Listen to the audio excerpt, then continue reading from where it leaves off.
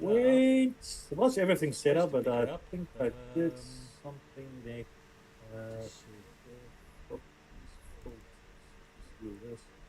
Right, I'm busy working on it, Icarus. Just give me a second there, sir. Something. Do that. Wait, was everything set up? But I think I did something there. That should be there. Let me just see if it goes there now. Should be now. Let's just see. Alright, so let me just do that. I'll start it again. It happens. It's my first ever screencast here. Sometimes it happens. This that should be is there. Background. So there. Let me just see if it goes there now. Alright, let's see if it plays now. It should be now. Video capture device. Let me just do that. It should be playing now. It happens. It's my first ever screencast here. Sometimes. Alright, there we go. I think it's working now. There. Background. So that's it is there. Alright, let's see if it goes. It should be playing now, guys. So it should be out now. Video capture device. It is there. It should be playing now. Well, let's see if it goes. Just listen there to see if you can hear anything. Alright, there we go. I think it's working now. It should be playing now. Alright, there we go. I think it's working now. It should be playing now, guys. So it should be out now. It should be playing now, guys. Hear anything? It should be out now. Just. I'm not hearing anything but hissing noise as sound. You don't hear anything. Should be hearing now. It says echoing. Oh, the Liberty Bell. Here you go. My mic should be able to pick it up. I'll put you 100%. So you're at 1000% volume.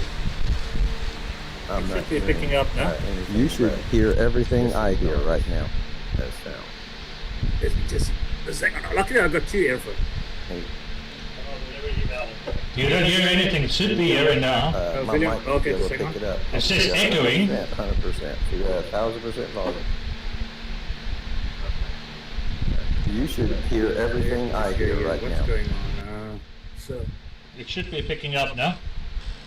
Let me just. Okay, I'll mic this volume. A second. Luckily, I've got two earphones. Straight. I don't understand why. It's no, William. Okay, just hang on. Yeah, it's a strange one. Alright, I'll fix this one later on. Just hang on. Let me just hear I have to fix it now, actually, because if I don't fix it now.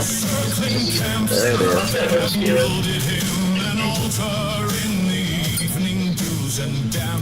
Can you hear it now? Yep. Alright, so there we go.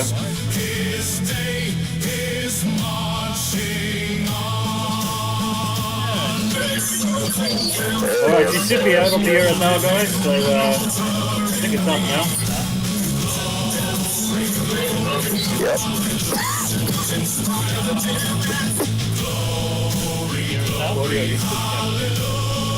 Alright, you should be hearing me now as well.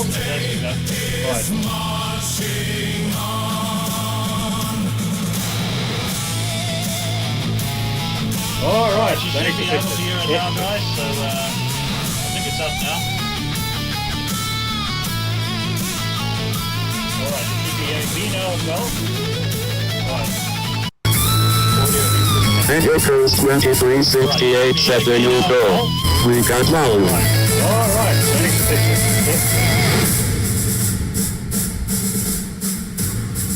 Alright, thanks for I have read a fiery gospel written burnished rows of steel. As ye deal with my containers, so with you my grace shall deal. Let the hero born of woman crush the serpent with his heel. Since God It's slower now. is marching on. It should be better now. Let's just get from this side. And it goes 2368 set the mix is off. Sudds you're low and the video is high. Alright. It's slower now. Alright. It should be better now. Alright. It's slower now. Let's just get from this side. It should be Okay, better now. should be audio input capture. Should be Just there. from this side.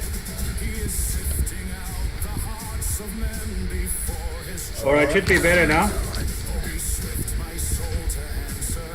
Because I'm listening to that side and yeah, a little bit down now. So Okay, it should be audio input capture. Should be there. Okay, it should alright be audio guys, input thank you very much. capture. That was just the input Alright, should there, be but better I will now. fix it later on.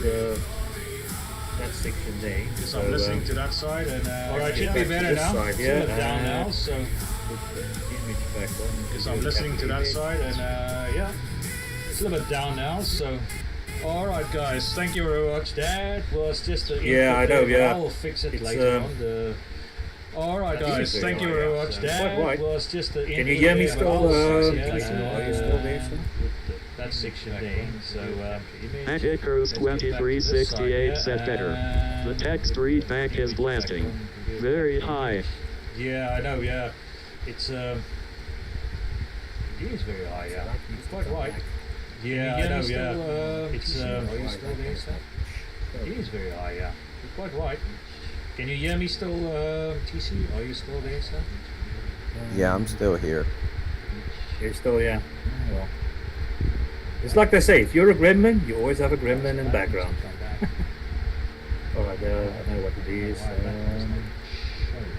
so that needs to come back.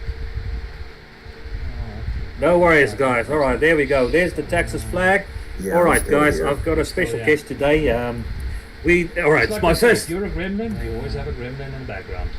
You're still, yeah.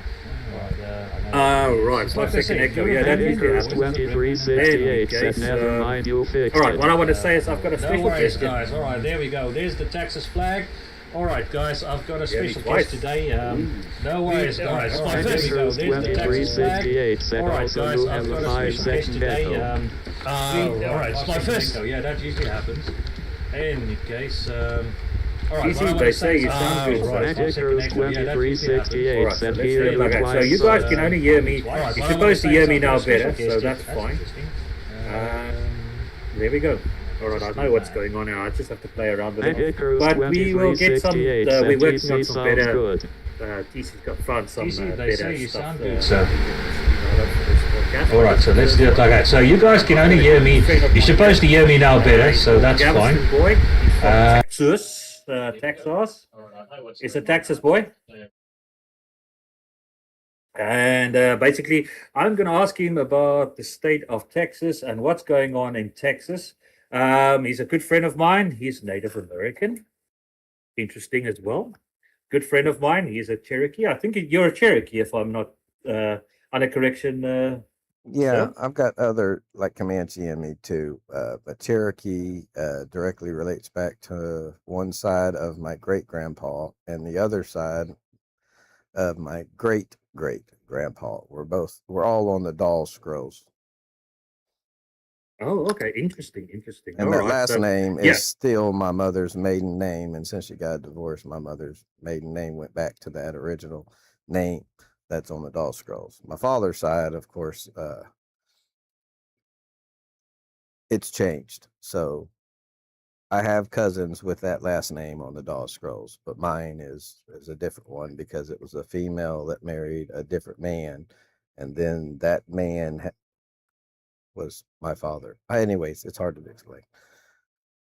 No need to get into all that. Okay. No, fair enough. I mean, but in any case, my friend TC is basically, he's called the Galveston Boy. He's got his own little podcast and things he's doing, his own little channel. I've got a link down below, guys. Please go support him. He's talk about a lot of things in there about things that's going on in Texas and things like what's going on where he stays and what's the latest stuff going on in his area. So, which is cool, which is great.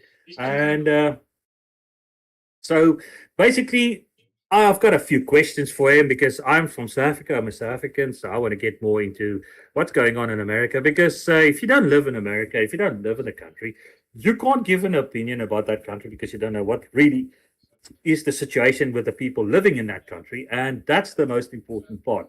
Now, I've got a few videos here, which he's got here. So I'm going to start off with a video here, basically what he's got on here. So I'm gonna quickly put it on there, and I'm gonna open it up. It's about Gavin Newsom and what he said about things in general.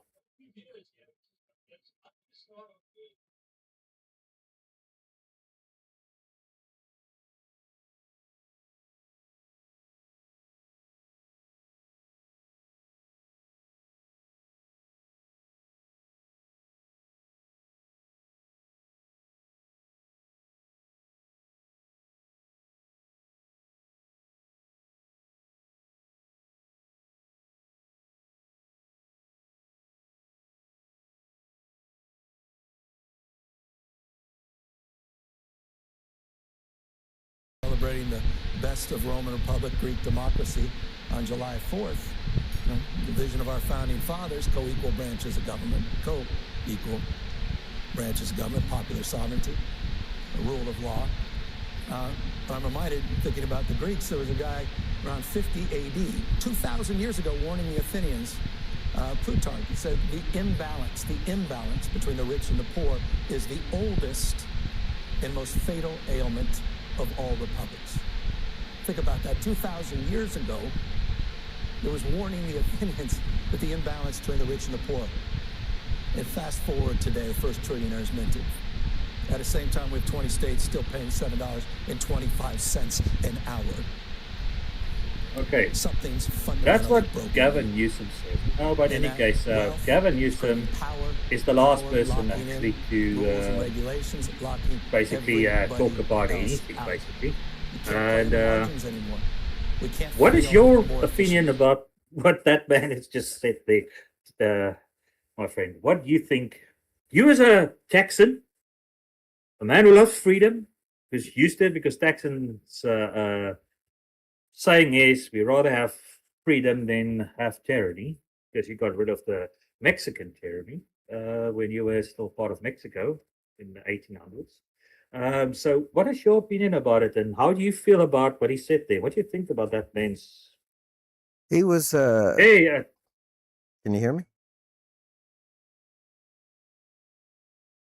Can you hear me? I can hear you. I can hear you. Sorry, I was just listening to what they say. All right, please continue there, TC. All right. So here's how people use truth, but then make you want to see it in a different light. So Gavin Newsom really explained truth, okay? Because that is what kills a republic, which is what the United States of America is the gap. But the gap that he's actually explaining from history is the gap where a few people managed to get the rest of the people to allow them to be the top dogs and the decision makers. This is how you get kings and sultans and any kind of full-blown communist, socialist, China, Russia. This is how you get this situation, is that right there, where the people give all their rights up to the people talking good stuff like, oh, let's do socialism. Let's take all your money, give it to us three people. We'll decide who gets that money. So we'll decide who gets to come stand in the bread line to get the free bread, grocery, food. We'll decide who gets the free housing. And if you're just happen to be not the kind of people that we want around, we're going to let you die out. You'll be at the end of the line. You'll probably never see that free stuff, even though we took your money and you gave us that right to take your money to do what we want with it. And that is how you kill a republic. But he blames it on the wrong side. He blaming it on the capitalist, where anybody can become that millionaire or trillionaire, and he's not explaining that trillionaire actually brought a busload of people, 4,300 people along to become multimillionaires with them. These are regular welders, janitors, you name it, people making $7.50 an hour, and now they're millionaires because they stuck with Elon Musk, and he brought them along. He literally opted them in with stock that before it was ever stock, that guaranteed when it went IPO, they were going to have that kind of money. And that's why one of the drops you've seen were hurried up and went up to 192 and then dropped back down. Some of those people are in such bad predicaments that they needed to cash some of that out for some cash right now. Then they had to pay taxes on half that. So if they had to cash out, I don't know, 500,000 to pay off the loan on their house and their car so that they're not in debt the whole time, because they're still only working for $26 an hour as a welder and stuff in these jobs, right? They didn't jump up in pay raise. So this is the extra money that's going to help them pay off their house. So that'll free up $1,200 a month. pay off their car note. That'll free up $500 a month. Now they can pay their insurance for a year. So instead of $75, $120 per car a month, it turns out to be $35 a month because you're paying 12 months worth of insurance every year now. It's a yearly bill and it becomes cheaper. Like, so they had to cash some of it out. So that's why you see that price drop of SpaceX come down a little bit. But anyways, that won't kill a republic. That makes it stronger is that capitalist part. And Gavin Newsom himself was literally explaining how Democrats, if you look over our history, the slow increasing and coming up of the Democrats and their policies in socialism of you give us your money, the government, your governor, your councils or whatever, and we'll decide where it goes. And that's so you can see the slow decline that he was talking about of being the socialist movement. But if you want to see how it's actually happened within 2-year period in a fast rate, just look at Mandami in New York. Since the day he's got in to today, he has literally shown you what socialism / communism, Marxism, whatever you want to call it, it's all the same thing, will do to a place as great as New York City. That's how fast New York City has fallen. Just one communist in office. And so Gavin Newsom is part of that communist, so he has to blame it on the capitalist side because the truth is right there, obvious. Well, I must honestly say that I'm watching what's going on in New York, and I've seen the patterns there because I come from Africa. I was born in South Africa, so I know what communism looks like. South Africa is not run by a democratic society or anything. It's communism, plain straightforward out of the communist book. They're all communist, they're all Marxist. And that's the first thing they do is, which I find, they basically, they start off with this, with what you are, who you are as an individual, and who are you as a people. And the first thing they do is, and especially with National Socialism did it, socialism does it, and communism does it. That's the playbook they work with. First, they take away your humanity. Then they take away your identity. Then they take away your freedoms. And the last bit, they take away your hope. That's what they do. They take everything you have that makes you you. Now, I look at New York at the moment as an outsider because I don't live in America. So for me, that's why I'm talking to you. And I'm not a Texan, so that's why I'm asking you, who lives there, how you perceive it. But I can tell you out of experience from my side of, I can see trouble for New York. I can see the big trouble because the policies they've put there, nothing is for free. They want everything for free. And basically, at the end of the day, what happens is the whole thing collapses because there was Margaret Thatcher in the 80s. She had a good saying. She said, the problem with communism and socialism is they run out of other people's money to use because they don't contribute nothing to the system. Look at Cuba. It's a mess. There's nothing there.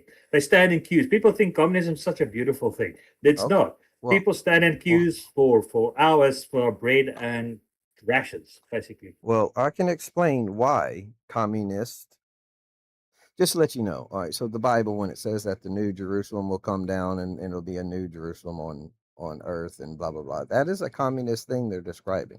And the only way it can happen, okay, because everyone who is allowed into heaven is altruism, for lack of a better word. It's a high trust allowance, a society that is allowed into heaven, and therefore heaven can be on earth. It can be a communism because communism is actually the ultimate.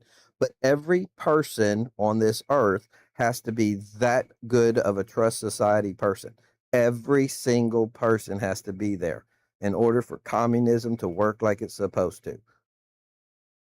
Yeah. And because we know that not everybody, and well, matter of fact, we can't even get 99% of everybody in the world to be an altruistic, trustworthy nation or people walking around doing the right thing. So communism will never work until everyone, 100% of everyone born in the past / now and in the future will have to always be born instantly a good person with no evil thoughts ever or evil actions done ever. That's the only way communism will work. But if you can have a society where everyone is like that, communism's the way to do it. Like you wouldn't even think of how to barter if everybody was nice to each other. Like everybody loved each other truly. Like you would be like, man, I'm trying to make a cake today. Bob, can I get some of that milk from the cow? He's like, yeah, man, make an extra cake for me. Here's some flour I got on the side too. So you end up making 2 cakes, bring him some with his own milk in it, and he gets to eat it, and you get the cake that you need to take wherever you're taking, right? I mean, that's how it would be. It wouldn't be, hey, Bob, I got $10. How much of that flour will you give me? No, it wouldn't happen like that. If everybody was altruistic, a pure 100% good in the heart people, and you're working off of communism, because that's what would happen, because you wouldn't have no money now. It would literally just be people helping people out all the time, 24/7. You wouldn't ever have to worry about murders, deaths, stabbings, people stealing, people seeing your bicycle, jumping on it, taking off with it, your phone, whatever. That would never happen in a true society, so to speak. And so it would look communism. We would call it communism if you look from the outside in. But because that'll never happen, humans will never 100% be pure people. Uh, Anytime in the near future, anyways, and I mean like a millennial from now, like 1,000 years, right? So the best thing we have going is the republic, where we say, no, these are your standard rights, right? We don't get them from anybody else except for the fact that somebody created us, God created us, and he's literally saying he created us like him. And so these are our base rights of every human. And so that's what the republic, the Constitution, is just restating on paper the exact inalienable rights of every human on earth. And that's what we're trying to push across. But we got these terrorist organizations, communists or socialists of America or anywhere around the world, Iran, China, like I said, and they're trying to push it too soon. You know what I'm saying? The world is not so in other words, they don't really want an altruistic society. They want to be one of the top people of the 3 people controlling the masses, the 6 billion people on the planet. They want to be that top 3 that runs the show. And so it's a race right now for who's going to take that over.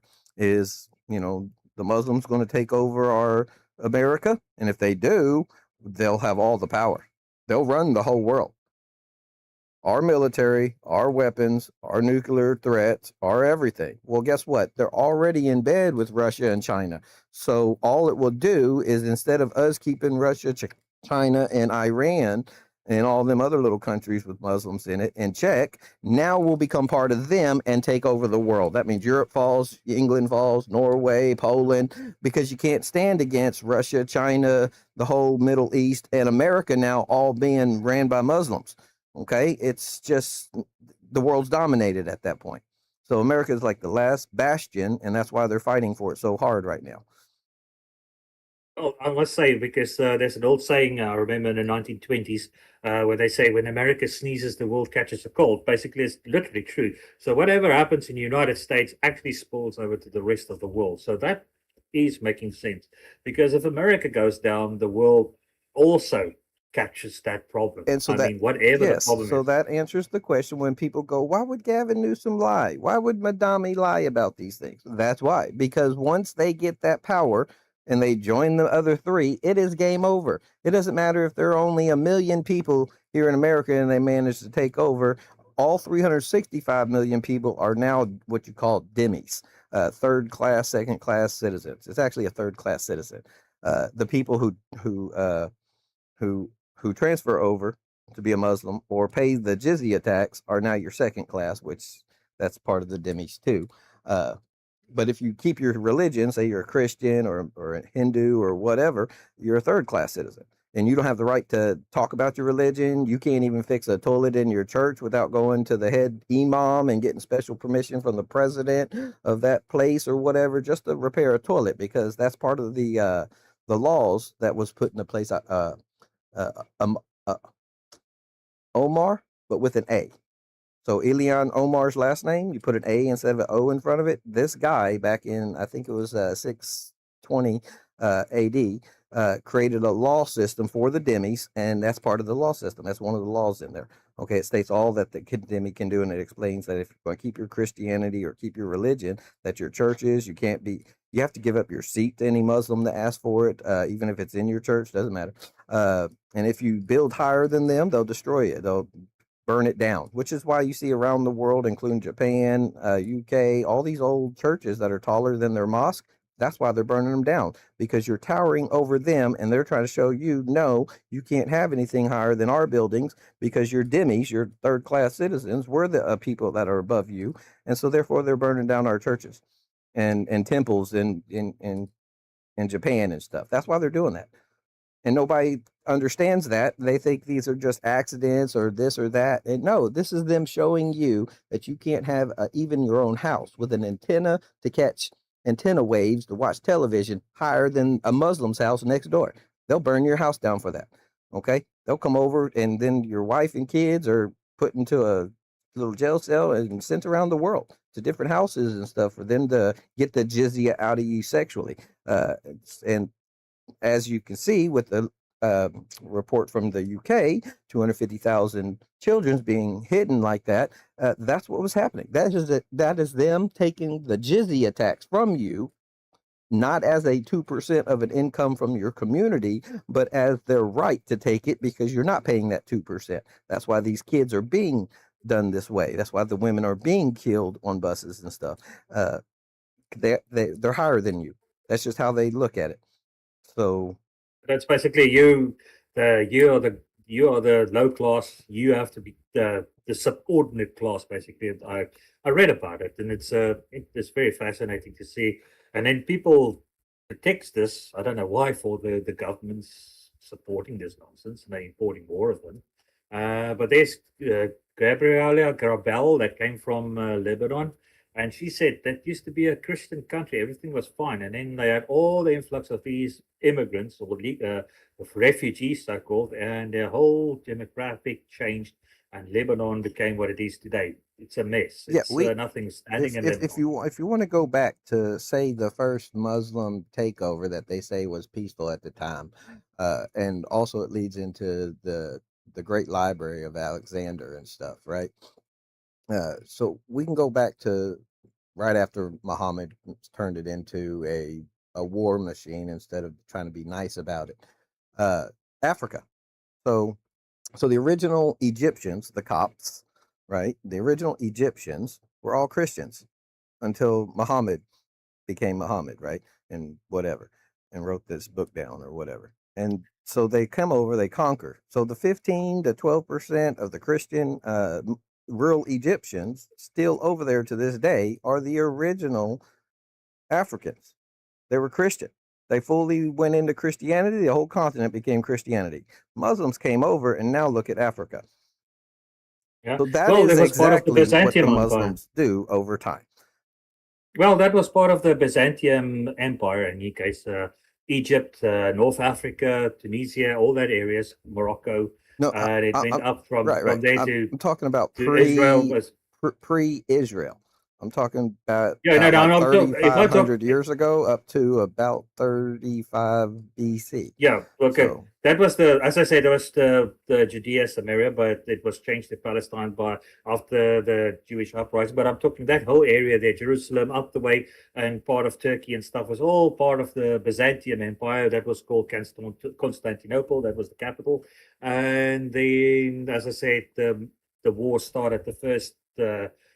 Basically Muslim war started with basically not just the Byzantiums, but they also did it with the Astros from Iran, the people in Iran, because they were not Christian. They were Astro. They believe in Zoroastrianism, Zoids or whatever. Yeah, Astrozorism.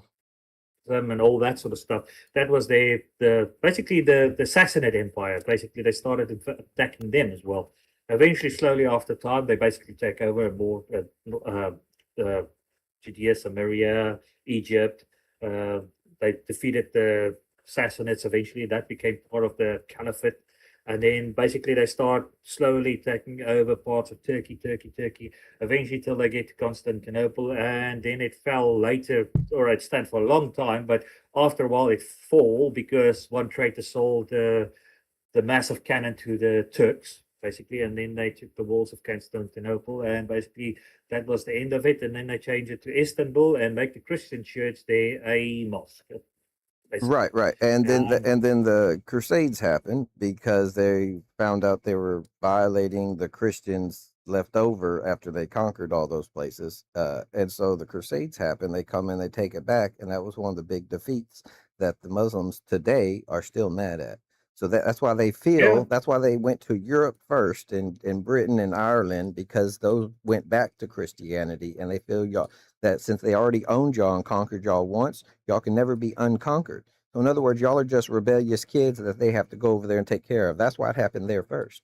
That's why Britain and Europe is in the predicament they're in right now, because y'all had the Crusades and won in the Crusades, and they feel like, no, once we conquered you, you can never have your land back. That's why they came after y'all first. And then they're like, you know what? We'll conquer as many places as possible at once. We'll go to America and run ops there while we're punishing the kids in Europe, basically, area.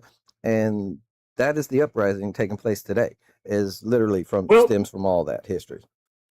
well, the interesting fact is as well is during the time of the Crusades that people, I don't know, people watched the movie El Cid, but El Cid was a real person, and they were part of the Iberian Peninsula. They actually was so far up, the Christians was driven so far up by the Moors to basically the south of France almost.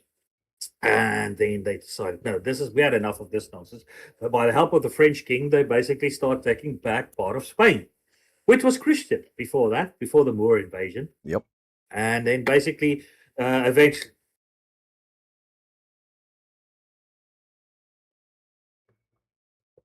you're right, Benzema, you're quite right.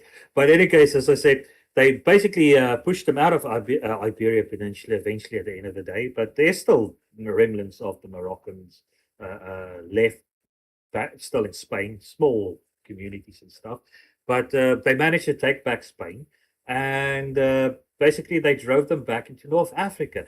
But the whole thing about the whole scenario is people must realize this this whole system is not, it's not a religion, it's a religious political movement.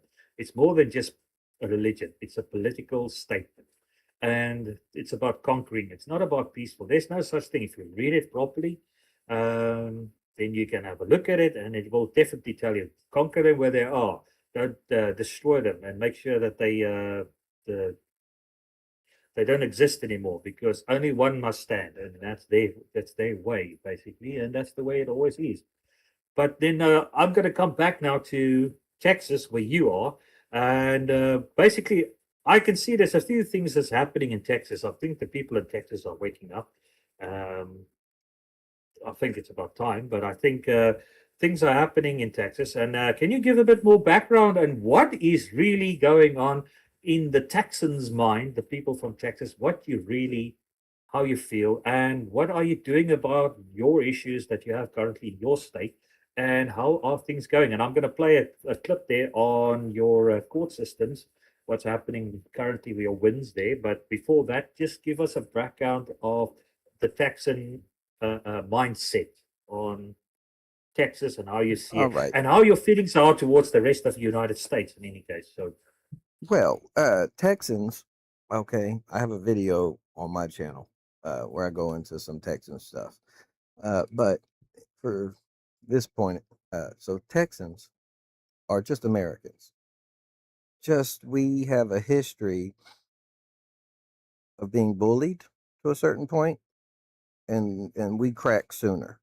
Okay, and over the years, so the past 30 to 40 years, we've actually decided instead of cracking into violence, we have learned to run political systems correctly by the people, not by the governor himself. The governor listens to us. Like, we'll call the governor and say, "Hey, fix this." He literally 2 weeks later is like, "All right, I had this person do the bill, and we fixed the loopholes, and now Epic City can't be built the way they were doing it, where they were going to trap people to buy a home but never own it, and there was going to be a permanent religious tax going to the emin, and all that money only the emin decides where it goes, and only the emin decides who gets to move into the community and stay as it is. So if you never convert to them and they don't like you because you have a dog and you moved into Epic City, they could just kick you out the house that you fully paid for, and you no longer own it due to the contract that you signed with. That's against Texas law already. So he fixed the loopholes that they were using to get around that. And if you heard about, say, Houston recently, where Houston decided to sign a law, the Houston City Council and the mayor decided to sign a law that said they weren't going to help ICE no more. Right? They were going to keep people detained so ICE can come pick them up and make an easy transfer, that they were just going to let them back on the streets, and ICE would have to find them on the streets. Well, our governor literally says, well, then you can't have the $110 million that goes towards that program. And so that's already a law, right? But how do we fix the situation without just forcing them by holding money back? Because that hurts the actual people, right? So now all the law enforcement can't keep doing their job because there's no money for it, and now all the people are in problems. So we had to fix that. So there's a new law that we're trying to come up with in the video that you might be showing, where they're expanding on that law. And what it's going to do is not only do we hold money, but now we can send real people that know how to do that job over there. And so we'll put them in timeout. So city councils, mayors, whatever, they can't do their job no more. They're literally in timeout. We'll put a person who can do the mayor job and the city council job, and we'll get it back on track because they're going socialist. So you got Dallas, Fort Worth, Houston, the bad ones. Then you have Austin and San Antonio that are coming up into that same predicament. They're pretty purple right now, but they're leaning towards blue. And so when we put this final law into place on that, we'll be able to time out them, put real people in there and fix it. Erase those fake laws that they're trying to make that are illegal against Texas, what he called. And this is how we're fixing our sanctuary cities. Basically, they want to become sanctuary cities like New York. And then once you make them sanctuary cities and they change laws, it's already too late to try to put a law in that's retroactively reverses it. So you got to stop it before it happens. New York's too late. California's too late. Minnesota, Michigan, places like that, too late. Now here in Texas, we've seen it coming, and it's been 5 years in the making for this extension of a law. And we're about to put it through our legislation and pass on it. If it passes, we'll now not only be able to hold money, but go in and fix the situation and not have to worry about court battles and suing and stuff like that taking place. So if you want to play the video, it'll catch them up a little bit on it. Yeah, I'm going to play the video, yeah. So I just hope the sound is all right. All right, let's have a look here. Let me just make sure that is correct. You just play it there, just let me know.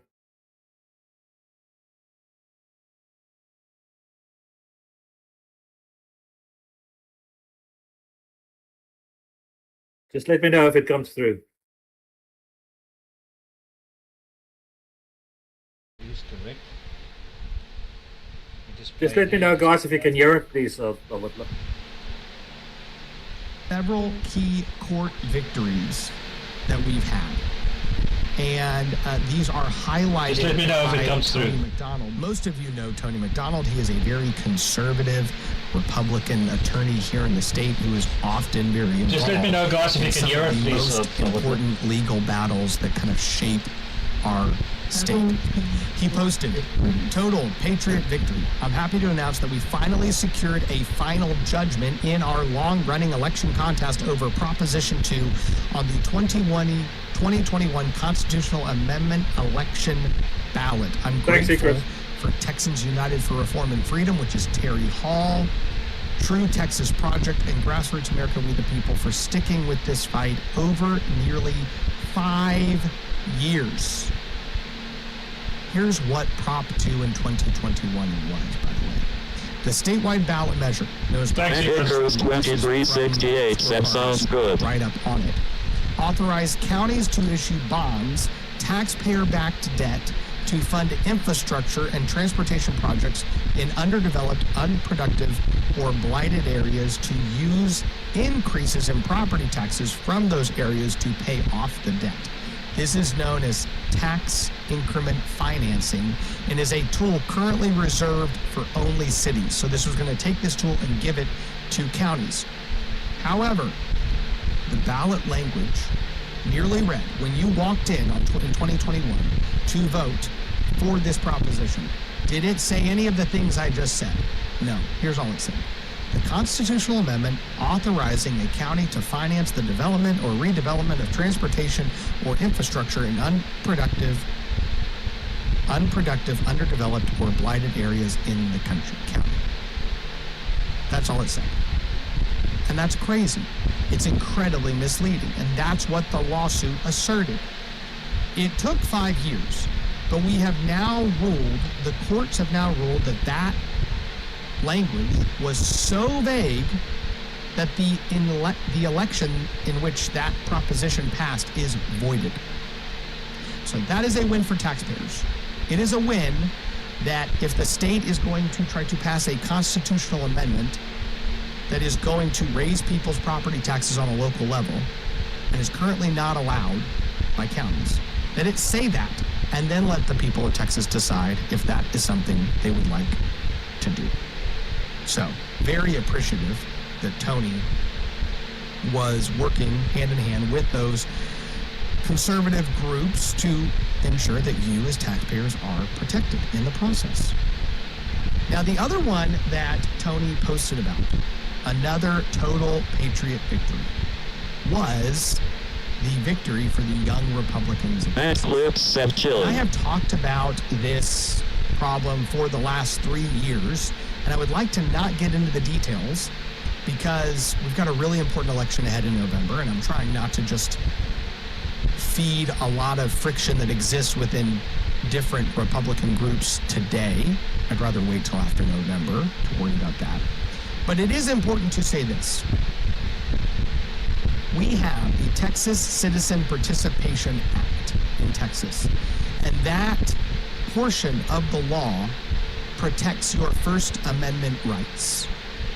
And members of the Young Republicans of Texas, this new group that was recently formed several years ago, were told and were sued for representing themselves as young Republicans that were in Texas. And the accusation made to these people was that they cannot say that. And it is their First Amendment right. I can identify as a young Republican, a Hispanic Republican, a real Republican. And for another group to come in and tell these people, you cannot say that, is 100% a violation of their First Amendment rights. Here's the sad thing. Unless you can get an attorney like Tony McDonald lined up, which for most citizens they can't, your First Amendment rights will be silenced. The reason the TCPA is so important, which is something most people don't know about, the Texas Citizen Participation Act, is that it ensures that in some of these most important battles, the First Amendment rights of conservative, activist citizens is protected. Tony is probably one of the premier statewide attorneys regarding the TCPA and its use in protecting citizens' First Amendment rights. The reason I'm even talking about this in relation, because this isn't just about the case, and it's not just about young Republicans of Texas, which if you're unfamiliar with them and you're under, I think, 40, let's just recap what he said. look them up, there Young quickly, Republicans of Texas. before I There's carry chapters on. all over the state. You should join one. So basically, awesome individuals, I understand all this. being involved The in Texas bringing Participation our Act is nation, to our counter state all back where it these needs to be. other issues that you guys have there. Can you But explain there to people are what it's legislative about? efforts for the last two sessions. All right, let's just recap. Before we carry on. All right. First and foremost, the subject I was talking about beforehand was the other video. This video is our wins that we've been fighting for quite some time. Okay. First, the second verse, let's start with what he ended on, which is our freedom of speech. It's being attacked literally only by those cities I was talking about. So they're coming out of Houston attacking us. And these are the blue cities, right? So Houston, Dallas, and Fort Worth are pure blue.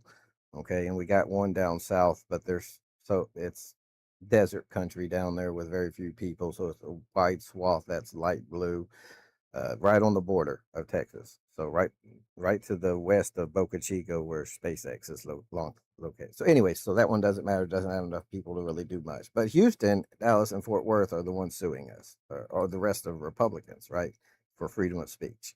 And that's been in, like he said, in the court system and being judged on for quite some time.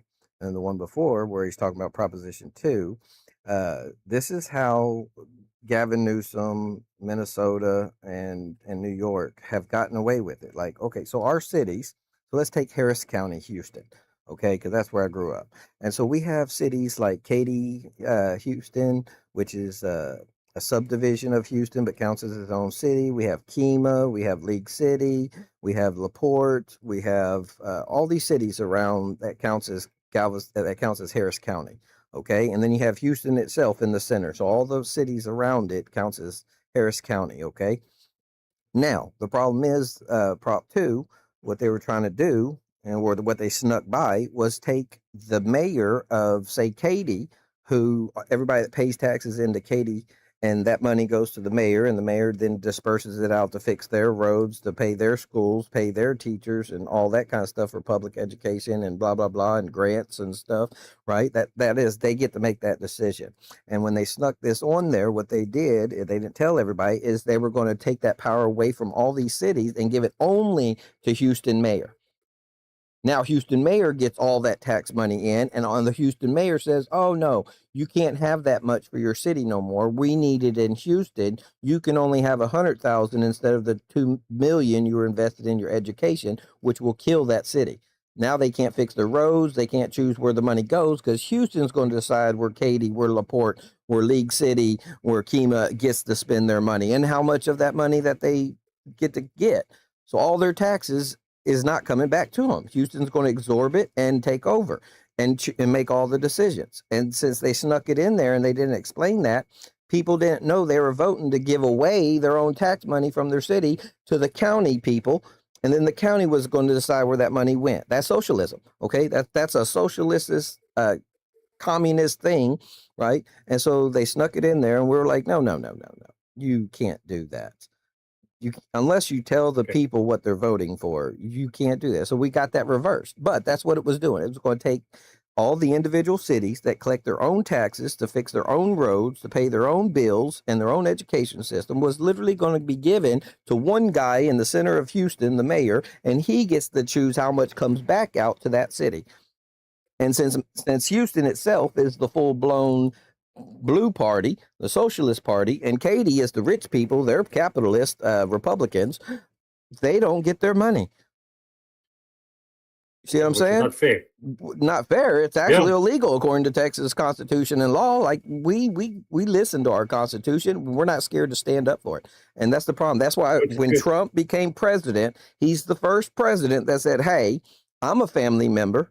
Right. I'm all about family and loving family and having a safe family environment. And I'm all about everyone else having that same thing. I'm going to become president and I'm going to uphold that Constitution. And I'm going to do some things that look crazy because no other president did it. But Texas is doing it continuously. Right. That's why we've had some presidents out of Texas and stuff like that. Florida, I'm not discounting. Florida is doing the same thing. DeSantis is on that side. Like, I think Abbott and DeSantis are literally talking to each other, and they're telling everybody in between, from Alabama, Louisiana, Mississippi, Georgia. I think they're all talking to each other. And Texas is the test state. Once we figure it out and how it works and how to get, stop the stuff, then Florida implements it, shows a backup that it can be reproduced, and then the rest of the southern states take hold. Right. That's kind of, and then eventually the whole America will have that same law implemented across it. Like I said, Texas is the test state for all this stuff. And so that's what we're doing. We're literally figuring out how to reverse stuff that the Democrats and their little socialist party / sanctuary cities they're trying to create here. And we're figuring it out. It's just too bad that places like literally New York has already failed to that. It was too late. We hadn't figured it out fast enough. So now New York's in a problem, and California with Gavin Newsom and Kamala Harris, what they did, if you notice, they literally tweaked these little laws to make it to where they had like this bypass of the actual laws, right? Oh, we're just going to make it legal. It's for you to, to vote without an ID, and we'll make it illegal. You can go to jail if you try to show your ID. Well, those are all unconstitutional, and no president ever stood up to them. Trump's the first one. So people don't like Trump because they're like, hey, wait a second. Our socialist movement had this great movement, because presidents and Congress people were being paid off to be silent and vote on issues that didn't matter instead of pushing the real issues. But now Trump is literally saying, no, Congress, I'm not passing none of your shit. We're going to get this country back in order and back to good. And so that's why people are mad at him. That's where the TDS, Trump deranged syndrome, comes from, because we're stopping something. We're in a war, okay? And just to let you know, American politics, if you imagine the Boston Tea Party type stuff, right? So that's still a part of the thing. So anyway, so if you imagine our war has a structure in our Constitution. It is the people get out and vote, right? So we outvote them to maintain our republic, yada, yada. That's first step. If we lose that and communists take over, the next step is for us to rally against our own governments, which is war. like actual war, like pew pews, war.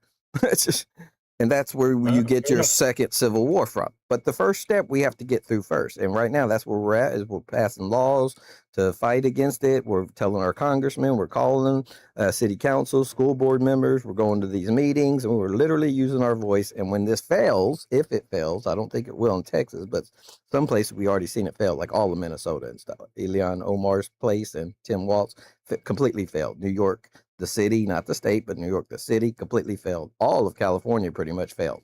All right. And so that they're in territory. In order to get it back, the people have to rise up against their government. So they have to rise up against their governor, against their city mayors and stuff. Yeah. Well, all right, let's carry on and listen to what he has to say further. Oh, yeah. Then, well, this video's done, so you can go to the next video, and that will talk about the extension of the reason why we can hold money back from a city when they pass that ICE law. So the next video will be about that subject. All right, let's play the next video then. All right, here we go.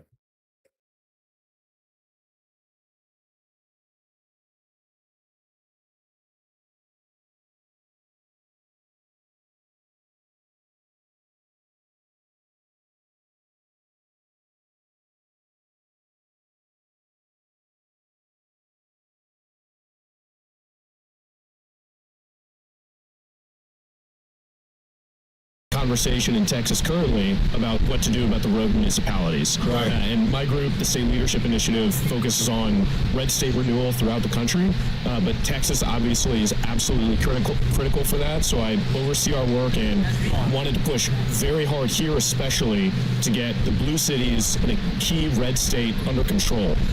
That was a huge effort with the Death Star bill, but there hasn't been a ton of follow-up on that. There's been some murmurings, but not a lot of effort, and so we came in hard and fast with your guys' help at this convention to introduce municipal receivership. And what that talk to us about that and how that will actually solve the problem that we've been seeing here in Texas. Exactly. Yeah. So municipal receivership is an extension of a concept that already exists in Texas. When school districts in Texas or water utilities are failing, they are put under what is called a receiver, which is basically a steward that the state appoints to go run things when the local stewards, the local governance, has completely failed. And what you're seeing in the municipalities are complete seizure of power and disregard for the rule of law. And because of that, complete collapse in Dallas, Austin, Houston. It's very bad, and it's holding back an enormous amount of other efforts, pro-life efforts, property tax reform, tort reform. None of that can work if the municipalities are ignoring everything that the state passes. So it's a key issue. It's upstream of an enormous amount. And when you pass receivership legislation, it will empower the state to say, you guys are nuts, you seized power, we are going to put you in timeout for a temporary period under narrow restrictive rules, and we're going to appoint a receiver to help run things and resurrect the city. Interesting what he said there. So it's about time they do something about it, I must say, my friend. It's about time. So what is your take on that? All right. That's what I talked about before you started going into these, what he calls. I don't have much more to add to it other than this is the kind of thing, like I said, the Texas mentality. That's what separates us from America. Like there's no real difference except for we're always trying to figure out how to win the fight. Like freedom to us is a every second thing. Like we know we have to fight for it continuously. But how to fight for it and still maintain our true adherence to our own independence, our own constitution that Texas has.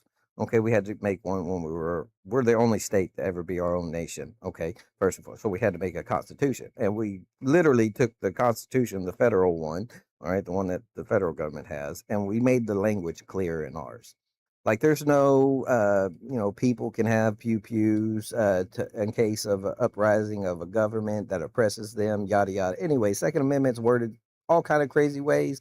And just like the 14th Amendment, they took a lot out of it, right? And the backstory of why it was done, which is why judges are judging on it wrong. Texas, we said, no, we're going to build our own constitution. You just can't take guns away from people. Like it literally just says it like that. Like you just can't take guns away. Not you can't put you can put money on a license or a carry license and now they have to pay $700 plus some tax or whatever. No, we just say you can't do crap. Somebody has a pew pew, game over. That's it. They get to have the pew pew. You can't inhibit it. You can't take it away. No, anyways, our Constitution is very clear. And we know we have to fight for that every day, every single second of every day. And that's why we elect all Republicans all the time. And sometimes you get one that kind of goes rhino, so to speak, and they're hardcore and and we have to fix that. But in general, that's what Texans are. That separates us kind of from the rest of America. So most people are thinking about it, but are they actually planning? Are they actually like building laws and figuring out how to do it to stay in the Constitution so it covers everybody?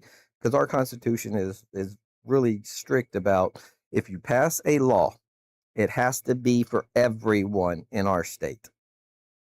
Everyone. It cannot discriminate against one single iota. It has to literally be across the board. Okay. So that's how we have to think about our laws when we pass them.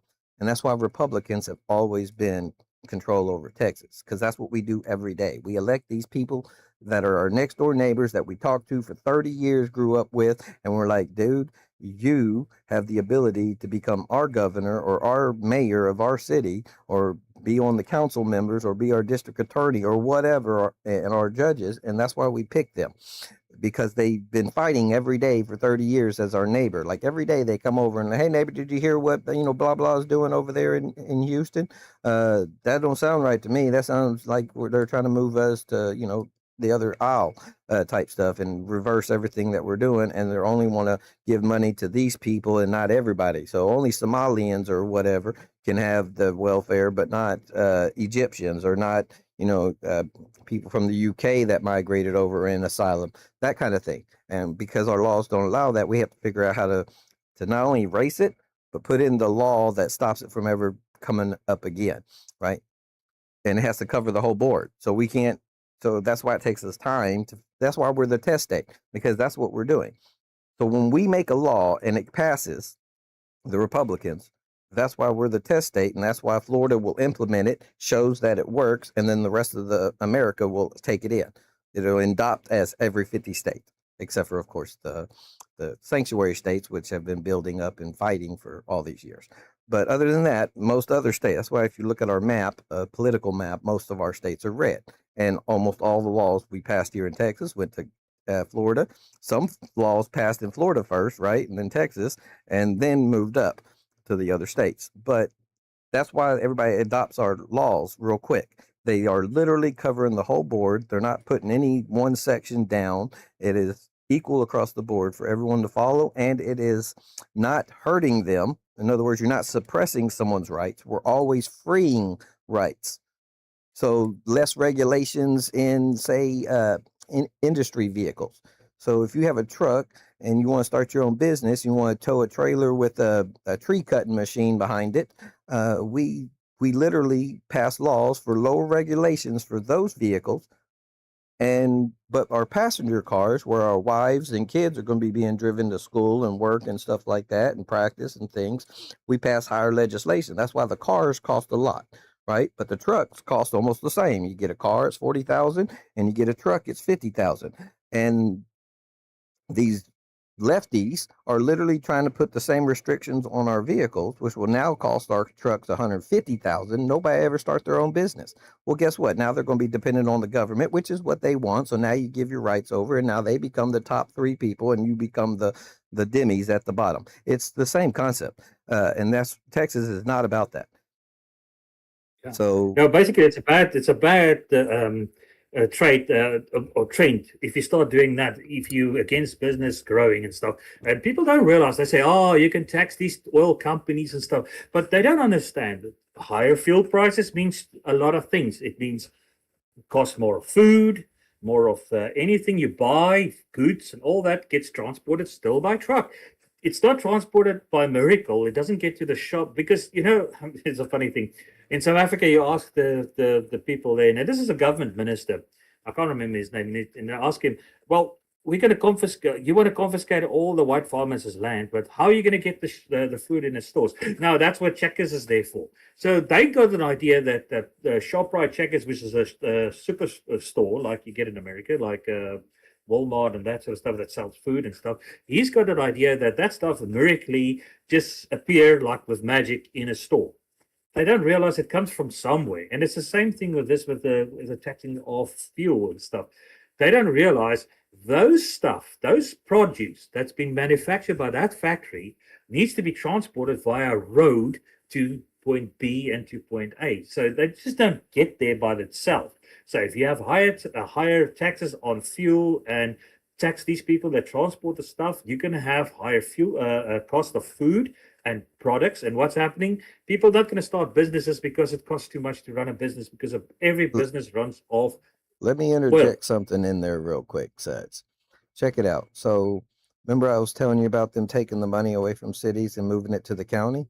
Okay, well, these same highways are running through these cities. So if Highway 10, Interstate 10, which runs from California somewheres all the way to Florida, okay, it's straight through Texas. They're straight through Houston. So there's Beltway 8 and Interstate 10 and all that. Anyways, it runs straight through Houston. So North Houston to be exact. But anyways, if Katy can't have their money, right, to fix their section of road, so all these 18-wheelers bringing in goods from California, Arizona, New Mexico, and Colorado, right? How do they get past the zone that didn't get their money to fix the road? It's dead now. Now they have to go off on some tiny little back road that's not set up for an 18-wheeler to travel on. Now the cost increase in gas and in mileage to deliver stuff, right? But Houston don't care because they got the money and they fix their streets. This is why that's not fair to everybody, which is why it was illegal, which is why it got reversed, right? Because it's not fair to everybody. You're literally, if you do that around the world, it will affect all supply, demand, all chains of events, like will literally be affected when you're not thinking of everyone when you make something like that happen, right? And that'll destroy the world. And communism does not, or socialism does not think of everyone, because it's always the person yelling at you about socialism that wants to be the head person, and they're the ones they're thinking about, not you. They need you to give it over to them. And so communism will never be an equal opportunity for anybody. No, it never was, actually, because it's not about individuals, it's about the collective. But what people don't understand as well is not all people are equal. Some people have different skills. Not everybody has the same skills.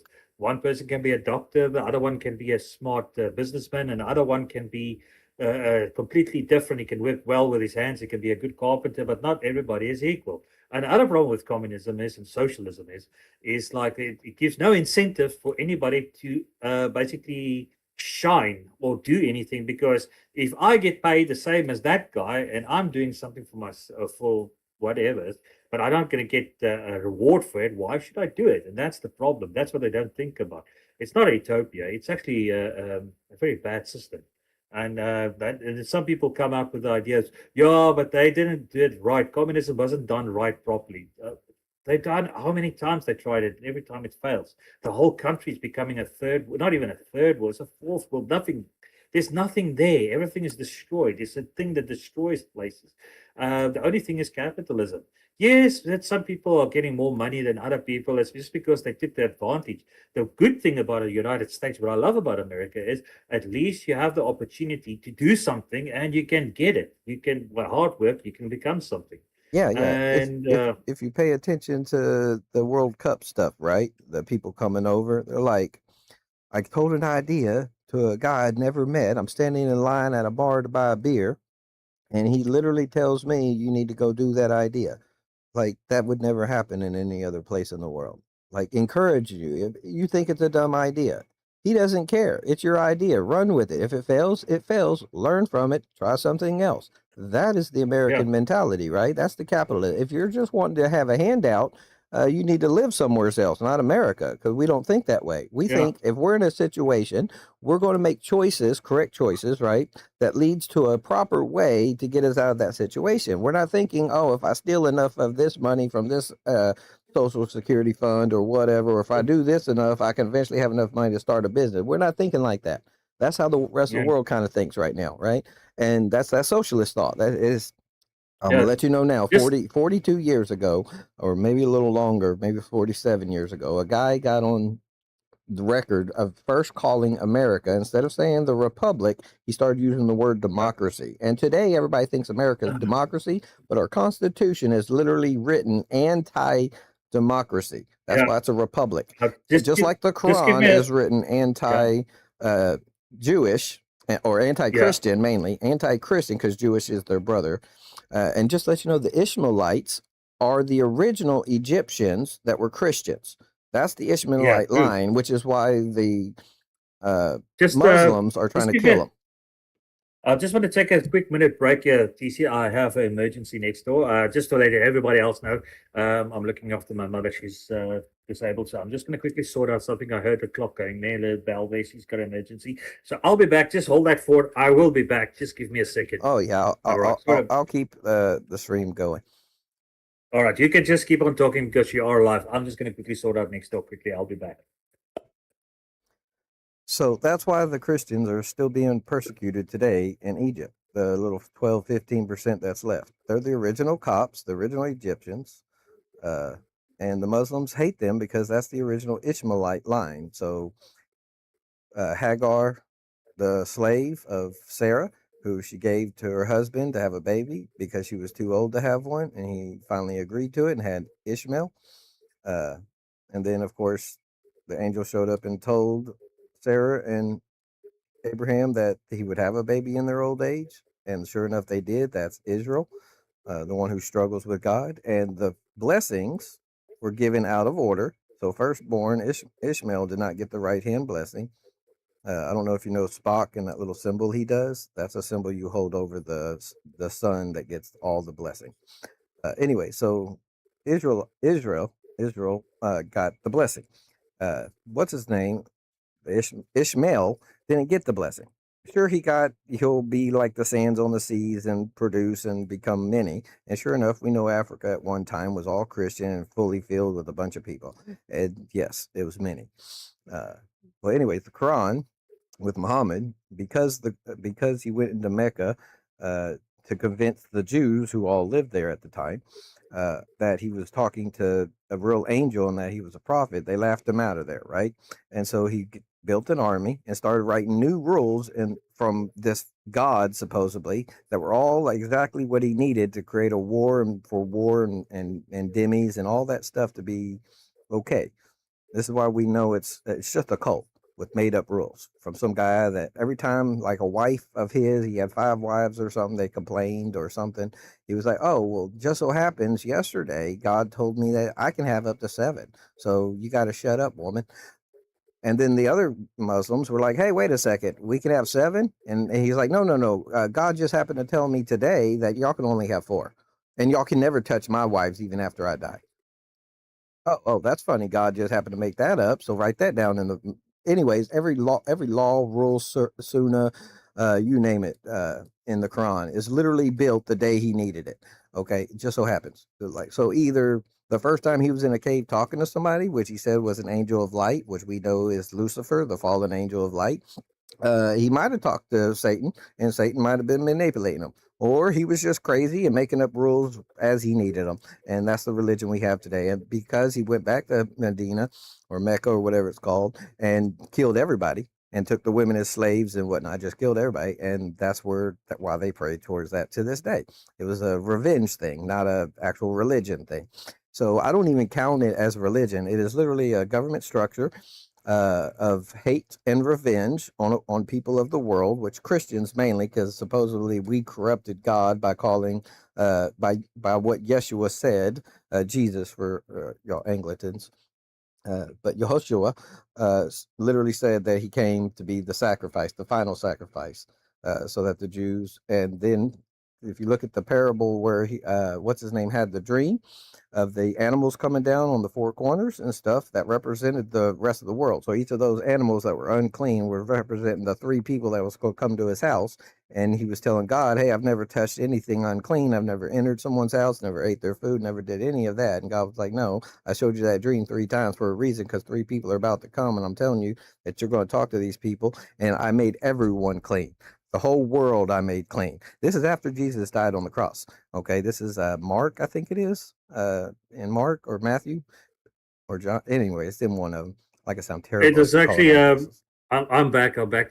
It was actually Shaul or Paul, as people know him in England or English. It's Paul, but Shaul was actually told to go and see the man that was a Gentile. He was a Roman of stature. He was actually a very well-known Roman. He was a military man. I think he was high up in the military of the Roman Empire. I think he was Oh, a it was man over Paul. 100. It was Yeah, it Paul. was Paul Shaul. Yeah, it was Shaul, Yes, and he was Saul going to Paul. see this guy. Yeah, he was sort of like a semi-governor, but a military governor sort of thing. But he was actually higher than a centurion. But he was in the military, and he was a born-again believer. And Shaul was told to go and, or Paul was told to go and see the man. But the food he was going to eat was not going to be kosher or Jewish, because Shaul Paul was a Jew. But he was a Roman citizen, citizen as well. So that was the idea behind that. But that basically, it just came down, and Yeshua himself says, or Joshua said himself, what goes into a man is not what makes him unclean, is what comes out of his mouth, and not what goes in. So basically, Right. it just comes down to what's inside you that makes you unclean, not what you eat. But the other thing is, I want to ask you about this now. The situation about the United States, because this is 2 ports. Now we know about Texas. Now I need to know something about United States now. So basically, what I see, there's a lot of things that's coming through now to Congress now. I see they're going to pass the what you call the Safe Act of America. And he had yesterday he had on TV showing that how the elections was stolen by foreign entities with these machines and stuff. That it is a fact in CIA reports and Yep, stuff like 6 that. years of the background investigation to find out that that it really happened. So Yeah. so the 42 accounts that they're saying our president is guilty of, and other stuff, right? That they've been saying has been proven guilty all these years, was actually have been in litigation the past 6 years, and now today, we like you said, yesterday or the day before, it has been pronounced no. All of them were false, 100%. And so therefore we now know that the elections were stolen, and he should have been president back to back. He should have been, yeah. Well, the good thing, the one good thing about him not getting in is basically it gave everybody the chance to, basically, they thought they won, basically gave them the chance to get all the evidence that they needed. The sad thing is how many people's lives was destroyed that brought it out. I mean, there's that guy from the Pillow guy, what is it, Michael Lindell, and there's quite a Yes. few people I And now know of. yeah, That right. was, And now people are mad that he's over here pardoning these people that were literally abused by the system in a fake way, using fake information. PSYOP. It was a pure yeah, PSYOP. it was. In any case, what happened with the Capitol so-called riot during the previous, they should have had back to back. What happened there was, it was actually staged by Antifa and that sort of people that went in there, and operatives of the FBI that was infiltrated working for the Democrats, and it came out. But those Yes. people got away with it. Like Nancy Pelosi, she refused. She was the Speaker of the House. She refused to have National Guardsmen to come and protect the buildings. But they had the information Yeah. that they should And I have don't know done if it, you but they didn't. remember, like, what's his name? Trump offered, like, said, hey, here's these people. And she's like, no, no, no, I don't need those. Like, I need Yeah, so then I what? need my plan to take off, and I don't need extra police because I have my own FBI in here that's going to instigate it, and I don't need your extra police to mess that up, right? We have a plan set in motion, and we can't let you mess it up. That's why she did what she did. She needed a plan to roll Exactly. through so that then they can make it look like Trump did it and make Trump look bad, because he was literally the first president to do all this stuff. No president has, because the people who actually did all this stuff first was before we even created the Constitution and made our nation of America. Okay, those are the people that did all this first, right? And then after that, every president on just worked on smaller details of correcting, past mistakes and making the future better for everybody. But Trump went in and said, no, I'm doing it all at once. And just to let you know, his Iran plan is the same plan as what happened to him. So him not being in office for 4 years allowed everybody to see what Biden and Kamala and all them did. And then when he got back in there, he was going to expose that. And that was the trap. Iran, he's doing the same thing. It's like, all right, we'll hold a peace deal, and we'll do this a couple of times because we know you're going to mess up. The rest of the world will witness that you keep messing up. And therefore, when we go in and actually start hurting you, killing your leaders and bombing you and doing crazy stuff to you, the world's like, okay, they've done broke the ceasefire 9 times. We know they're never holding on to the ceasefire, so nobody's going to be like, down America, you're just hurting innocent people. No, we're letting y'all see that. These are the ropes we're giving to them, and they're hanging themselves. And it's clearing us of our name, of the justice we're trying to do. We're not just trying to go in there and take over something. You know what I'm saying? Look at the Panama Canal. I always talk about the Panama Canal because we went in, we were like, yes, we'll help you build the Panama Canal. We'll run it for a little while. We'll teach y'all how to run it, and then we'll step away eventually. And that's what happened. It took a long time, but that's what happened. We stepped away. Panama got their Panama to themselves, and we moved away, and they made money off of it. And then the Chinese Belt and Road Initiative has come in since then and literally owns the properties at the front and the exit of the Panama Canal, and told the Panama people, hey, we'll sink a lot of money into this, and y'all will pay us, back, so to speak, but y'all will fault on it because we'll make it so impossible for y'all to pay back that we'll just take over the Panama Canal, which is why we went back in and was like, no, that's not going to happen. We gave the Panama people that. You're not going to come in and loop them underneath some loan deal, that debt thing, that Prop 2, where they could, the second part of it, where he was talking about borrowing debt, like the city council or the mayor can borrow debt against taxpayers' future taxes. Texas don't play that. That's just putting all of us in debt. And now your plan has to go so well and make so much money, we don't even get that money back. It's supposed to go into our system. No. You don't have that much power over our taxes. That's saying you're king and we're just people paying you the money to do what you want. And that's why they didn't fly in Texas.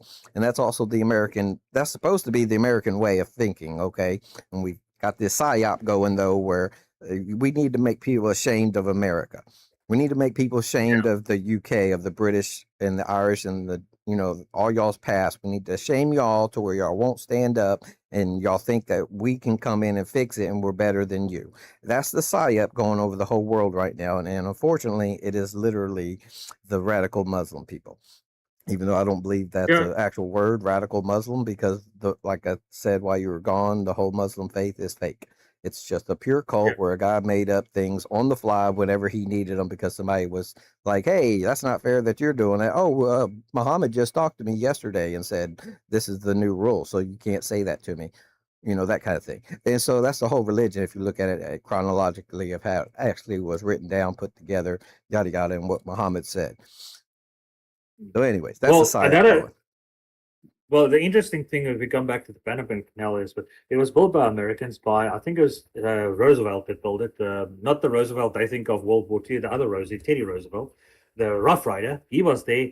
And the thing is that a lot of American lives was lost there due to yellow fever, and they had to clear all those swamps and forests with basically with chemicals and pests to get rid of all the mosquitoes and to stop the form of yellow fever, because a lot of people died there because of building of that yellow fever. And not only that, flooding and the mud. So it was a massive project that America built. And yeah, I can understand why America says no. Now we build it. Right. Now get this though. How did America get psyoped after that happened for Venezuela? So real people like me, anyways, real Americans, we knew what happened in Panama because we know our history, because that's part of what we do, right? We go around the world, we try to help y'all out and get y'all up to build up. Look at Japan. We put the sun on them twice, okay? And everybody thought we were just going to take it over. No, we helped them build it up. Once they got good, we stepped out, and now they're their own place.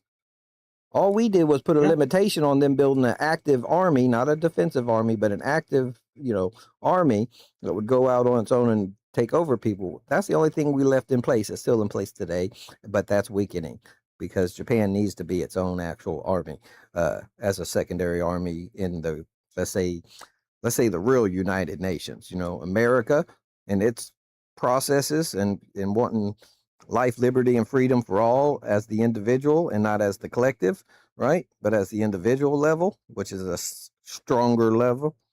And so eventually that will go away for Japan. But in Venezuela, we're doing the same thing. And somehow these crazy Americans are psyoped into thinking we're just trying to take over all of Venezuela. No, we're trying to do the same thing we did in the Panama Canal, the same thing we did in Japan. Is we're trying to get the bad people out of there, let the people who own the oil and stuff be rich off of it. If Venezuela, which is one of the largest on the planet, oil reserves underground, okay? Bigger than Saudi Arabia and America combined, just to let you know, in the oil in their ground, all right? If they could control their own system without these China initiatives coming in, taking over, and Russian initiatives coming in and doing all this regime shit and paying these top people big money and stuff, uh, if the people ran it, they would be living like Qatar or the Arab Emirates. They'd be richer than them. All people. It could be a communist or socialist type of situation over there where the oil just pays for everybody's bills and groceries and imports and exports. And nobody has to worry about paying any money. They just go to their jobs, produce the oil, go to their business, sell the groceries or whatever, and literally be richer than the rest of the world. But because Russia and China and shit did their Belt and Road Initiative where they went in, built all these dreg houses and stuff made out of styrofoam, sprayed with concrete on the outside, that's why the earthquake took them out. Just to let you know. So we just went in to stop that. We want the Venezuelans to do their thing and be Venezuelans, which we are hoping in turn happens soon enough that we don't have to do nothing to Cuba. That Cuba decides, oh, we need to get back on the North American continent side and stop trying to play footsies with, China, Russia, and Iran, basically. You see what I'm saying? So we're hoping they change their way in Cuba without us having to go do anything. That's what we're hoping. We're hoping they see that what we're doing in Venezuela reminds them it's the same thing we did in Panama. All right. So, but in any case, so I want to go into the next part of what I want to ask you as an American. The American spirit and what you see, because a lot of people see Americans, oh, they're just big mouth and they just blah, blah, blah and stuff. But I see it differently. My point of view, this is just my opinion. I see Americans are very proud of what they are and how they are.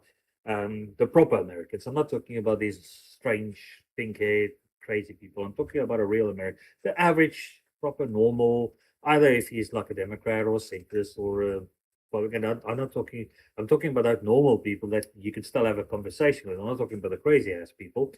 You guys are very proud of your country. You have your flags. I mean, I see everywhere, and I see movies and stuff, and not only movies, and I see pictures of it of America. I see the flag, the stars and stripes hanging out there, and I see outside the house with respect, and especially with military people and all that people that's been in the services and stuff have respect for it and stuff. But I want to know, what is your or your outlook as an American about the American spirit, which I call patriotism, and then basically what is basically your view on what is freedom according to an American, not only as a Texan, I'm talking about American in general. What is your outlook on what is freedom for you as an individual American? All right. So let's start off with the first part. I'm gonna try to run through this in order. So the flag thing, like most of the people, and including some people like on the View, that woman that says if she goes to a neighborhood, she sees nothing but flags, she feels threatened. She probably should, because in her own head, she doesn't believe in freedoms. She believes she should be the king and everybody should be third class citizens underneath them paying her. That's why she feels threatened. Okay, but the flag itself is American spirit, or what we call what patriotism. When you hear patriotism, it's the American spirit, and the American spirit is a actionable thing.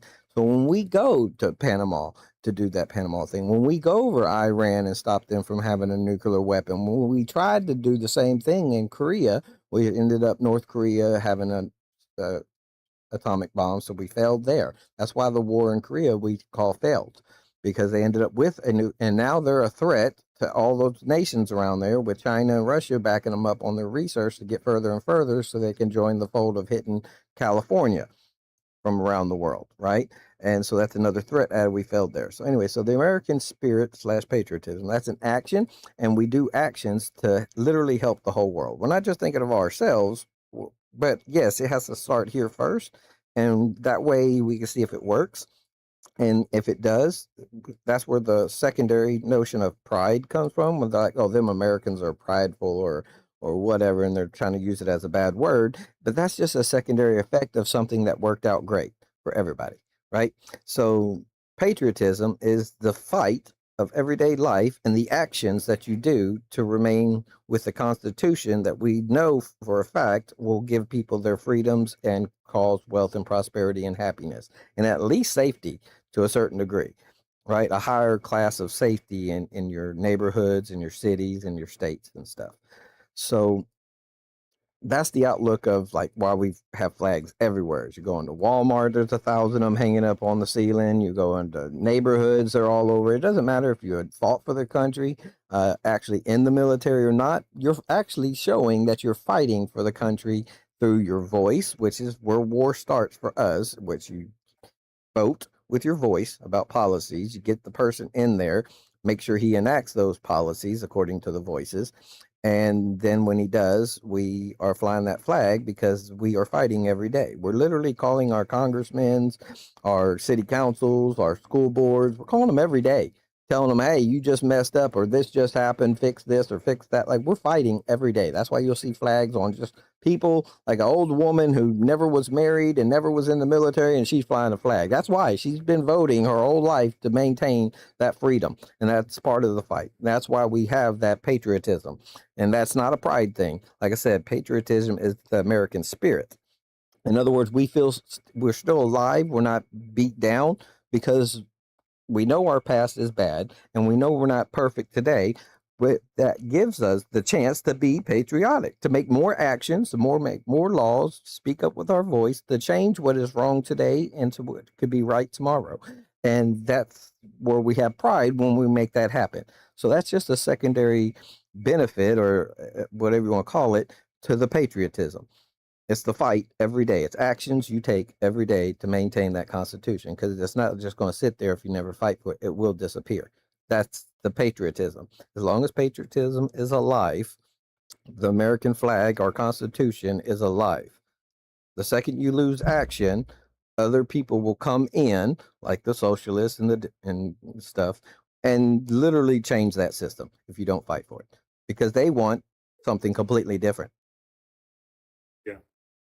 And then the second part is basically to you personally, what you consider, what is freedom for you as an individual, as a human being living in the United States? What do you consider freedom for you?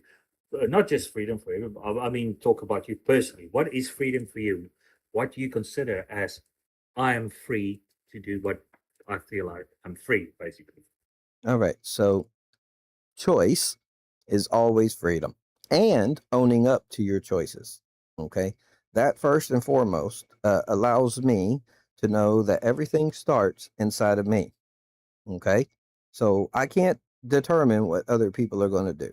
First and foremost, as a human, that is not our job. Sure, we can find patterns in things and know where to do things and make decisions here or stay away from there or whatever. But in general, in order for me to make this life a better place, I have to have that inside first. I have to understand myself, my own emotions. I have to be able to explore that, whether it was through psychedelics to help do push here or whatever people do. You know, some people do that ayahuasca stuff or whatever, and then come out the end and go, oh, it's all been a dream world. Now I can see the world for what it really is. When people try to bullshit me, so to speak, I can see through it now. Anyway, some people use multiple. Anyway, that is a freedom that people need in order to look inside themselves, right, and figure out who they want to be, practice it, and by the time they're old enough, it becomes second nature, it becomes their first nature, right, and now they're that person. But you have to make the choice continuously. It's every second of every day. I call it walking meditation. I coined it back in the 90s, okay, because other people were calling it mindful meditation. So when you're at your job, you know, and you have a quick moment, you can sit there with your eyes open, but calm yourself down and go into like a meditative state, but still see if people come in and serve them. And I took it to the next level. I took it as every second of every day meditation. So you're actually doing a job and you're talking to your boss and you're crane operating, you're building ships, welding stuff. You're doing it all while still meditating. It took 3 years for me to get into that state to practice it. I literally coined it as walking meditation. And I've never heard anyone else say that. So, but anyways, that is a freedom I was allowed here in America to find that because I didn't have to choose a religion. So I got to study from the time I was 8 years old all the way to today. I'm 48. And I've been studying every religion, learning how to translate every text in their original languages and stuff, and even secondary languages. And I had that freedom. And so I was able to see the truth. So freedom of speech, number one, be able to talk to your neighbor and let him say whatever he wants to find out what he's about. Do I want him to be my mayor? Should I be the mayor of everybody in my neighborhood, community, city, or whatever that I talk to? Sounds like they're trying to move to socialism, then I'm going to run for mayor. I need that freedom of speech for that. That's freedom in its nutshell. That's why it's number one on our list. The right to pick your religion, the right to freedom of speech, to congregate, to get together and protest, all that stuff. That's why it's number one, because that's where things start, right? So I make choices for myself, and I talk to other people that makes choices for themselves, and together as a family / community / city, and each of those run together. So your immediate family, right, is in a neighborhood. Your neighbors are your immediate people making decisions in that neighborhood. That neighborhood is part of a city that you're electing officials to make immediate decisions affecting y'all. Now, your cousins and your aunts and uncles live in other communities, in other cities. So that's an extended part of a family, right? So regardless if they're your real family or not, they're American, so they count as the family. So now you have other counties that are talking between counties, and now we're picking who's going to be our state leaders. So freedom of speech is number one. That's how you get across what you need people to say the wicked stuff with the good stuff, because you need to be able to choose. If they always think they can't say the wicked stuff, and then you vote them in the office because you never heard them say it, and all of a sudden now they're pushing laws to do away with the Constitution, bring in Sharia law, yada, yada. You're like, hey, buddy, I never heard you say that the past 40 years. We voted you in because you've never said nothing like that. Yeah, I felt too scared because I didn't have freedom of speech. We don't want that. We want you to talk so you'll expose yourself if we let you talk long enough.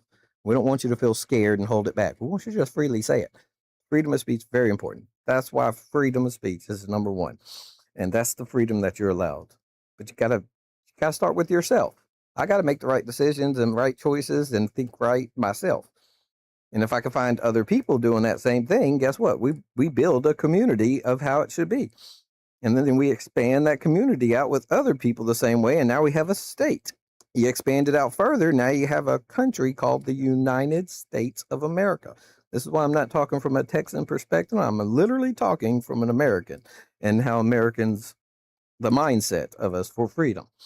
And we want that same freedom for everyone else. Imagine if all the people over the 250,000 kids and stuff that happened in the UK, imagine if those prime ministers and those cops had the freedom to speak and not be Islamophobia and lose their job or picketed it against or killed or whatever. Imagine if they had the freedom to say it at the get-go. Would we be at 250,000 kids? No, there wouldn't be a cover-up.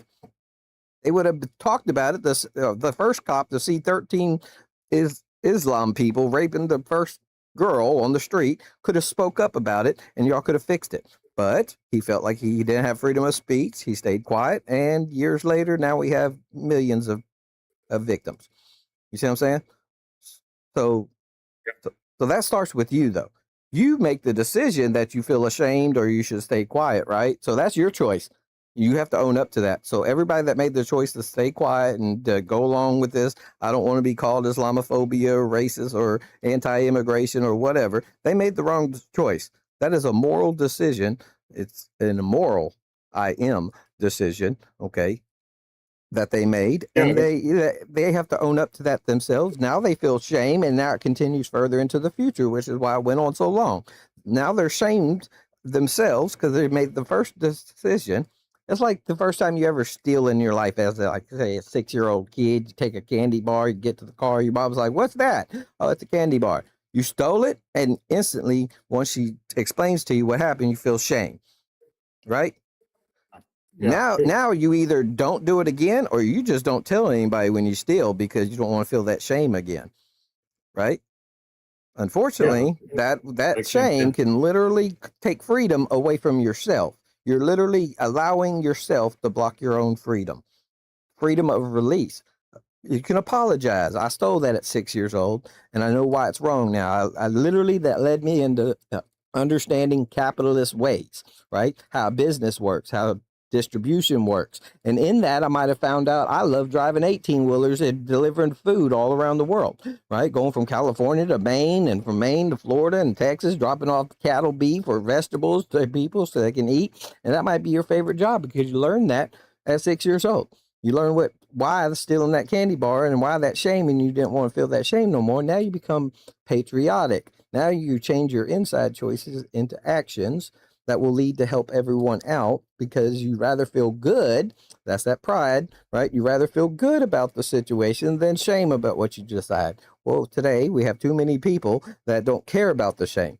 They literally think that the jizya, okay, that 2% money tax that they take from you once they rule, but because they're not ruling right now, they take it off the women.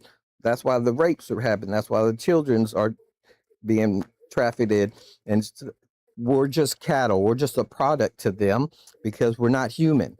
They're not thinking in that freedom term. Only their freedom counts.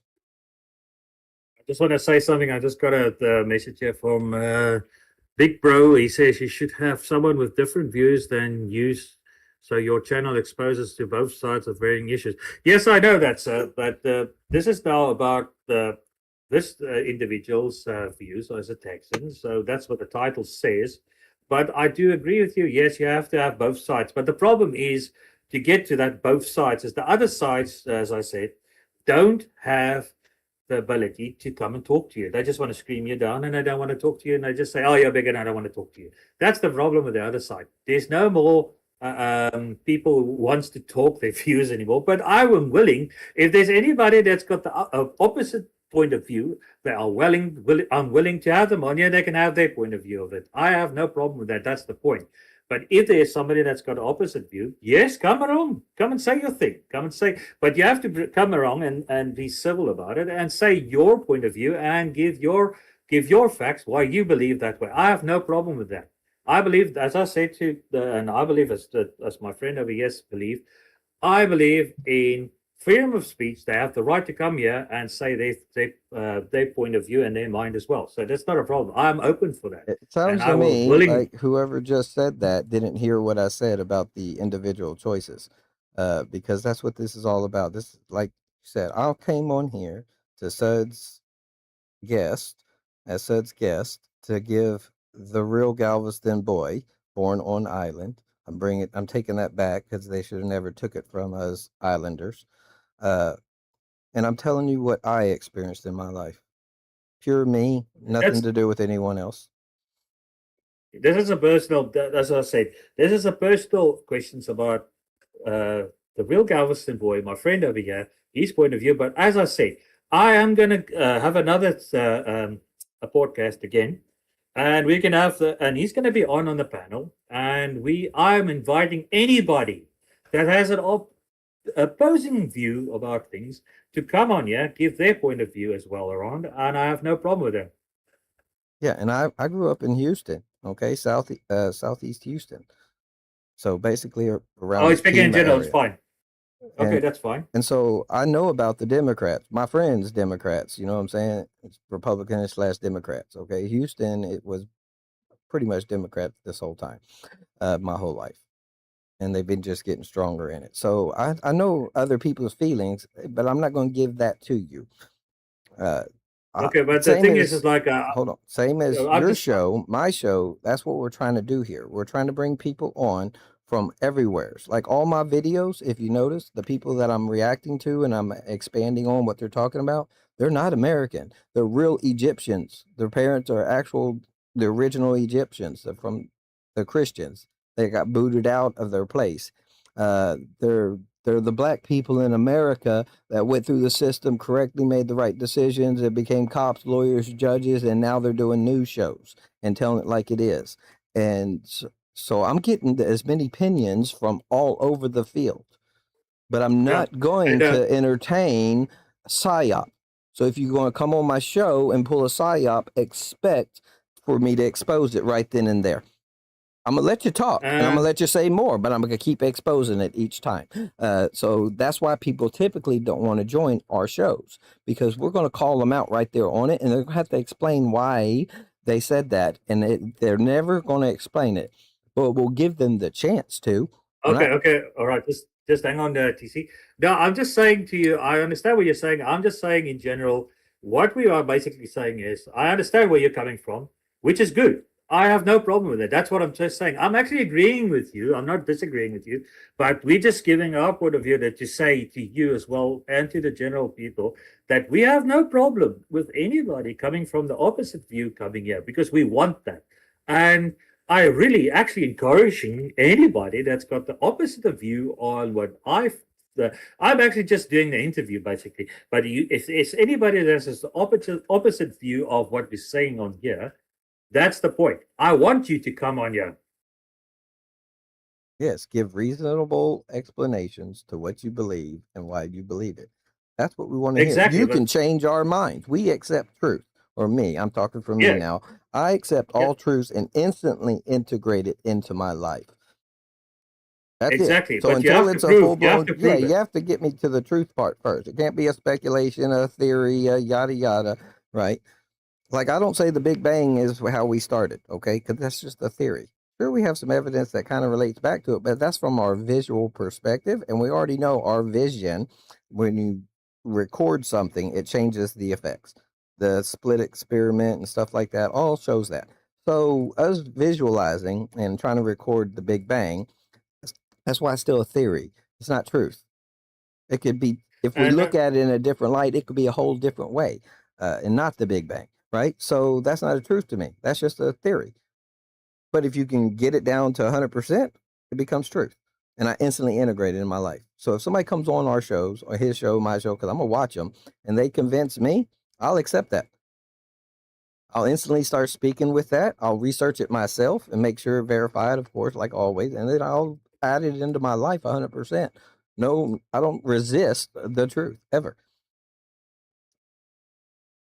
And the other thing I wanted to say as well is the reason why I've got this is my first ever podcast on this channel. That reason why I started this political channel is for one reason only, because everybody wants to talk politics on my gaming channels, because that's not for that. That's for relax, and basically that's for entertainment. There's nothing for that. I started this one because I also feel like people have the right to say what they want, and then I actually encouraging anybody that has an opposite view to come on. I'm gonna this is just the first part of it, and I'm gonna have another one with my friend over here, and then we're gonna have a panel, and then they can come and discuss their point of views, and we can have a vice versa, and they can try to convince basically that they are right and we are wrong, and that's the idea, and to give their opinion about things. And I like that. I actually encourage that to do. People to do that, and we're going to have it better next time, because we have some software we're looking into that people can even phone in and give their opinion live and online, and they can talk, and we can have a discussion online if they want to, or they can come in and talk directly, and they can actually ask questions and stuff. But the thing is, for me, is this is a start off, and I want people to basically. Hi, Mariano. All right, fair enough. That's good. Well done. Welcome, Mr. Marion. I appreciate you here. Welcome. And yeah, so basically that's what it's about. And this whole thing is about this specific one is about what's going on in Texas and the personal views of my friend, the real Galveston boy, what he sees it as a Texan and as a Native American. And I As well. showed up I'm with just hey, I showed up with receipts. Those videos that shows you what actually has we've been thinking about and trying to change and have actually worked and proven in the court of law that that's how it was supposed to be in the first place. That's the receipts. So I didn't come here just spitting my pure opinion. Sure, some things I told from my point of view, but I came with receipts on the facts of what's actually which I taking can place concur as in well. society. So the last part, but we can have a second part of this stream as well. So I'm bringing it up. So there you guys now. So but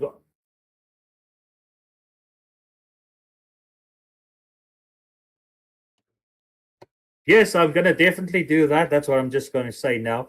Is there's going to be a second part to this one, and we're going to have it like that set up next time so that people can come in and give their opinion as well live on it, and then they can ask questions directly to the Galveston boy, and they can ask me as well if they want to. I can give them my personal opinion about it as well.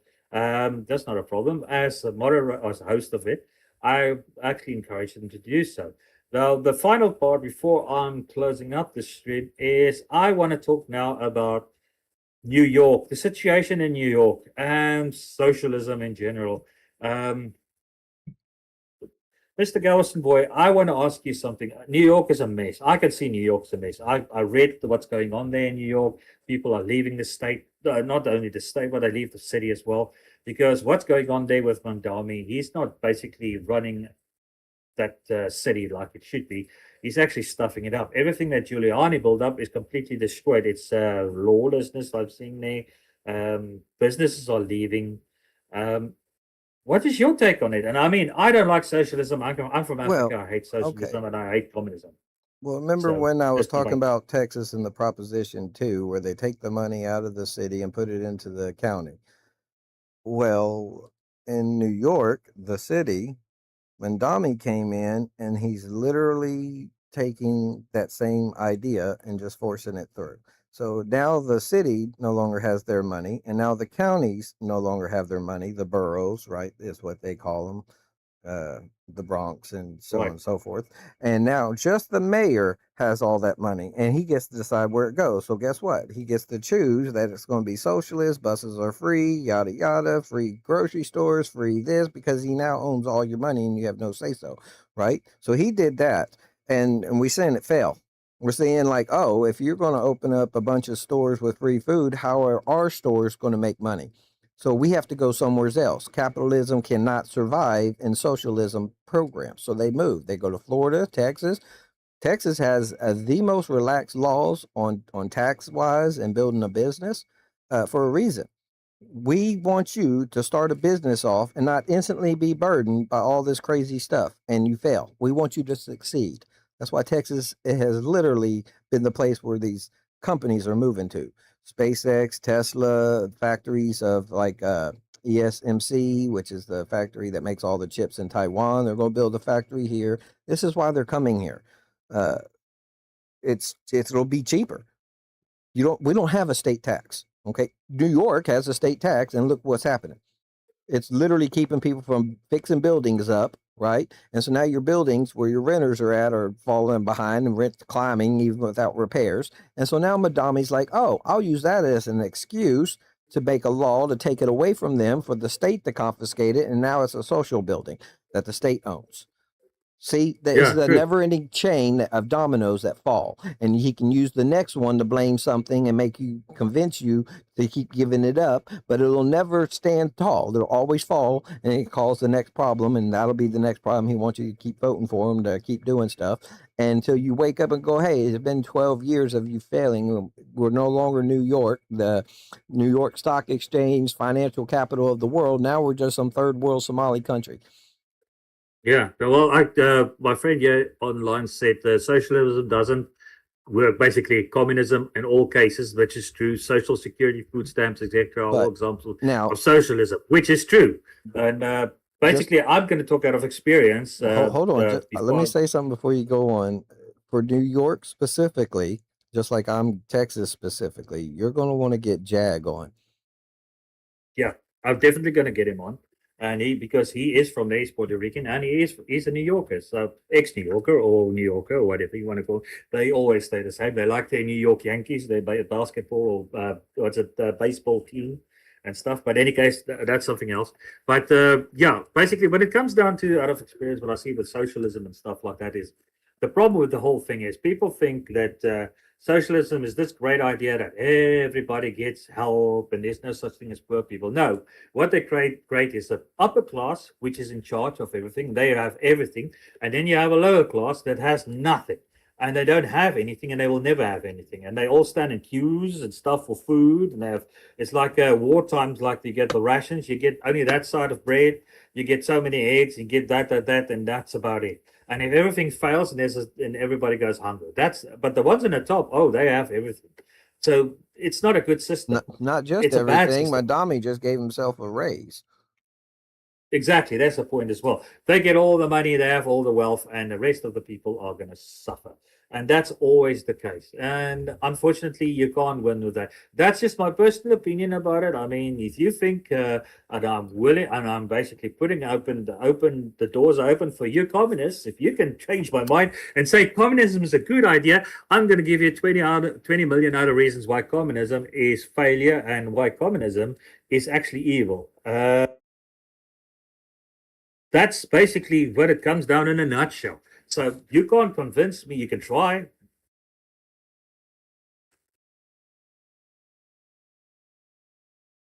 Socialism? All right, I can give you an example. All right, people think that, all right, well, let's look at Germany 1930s.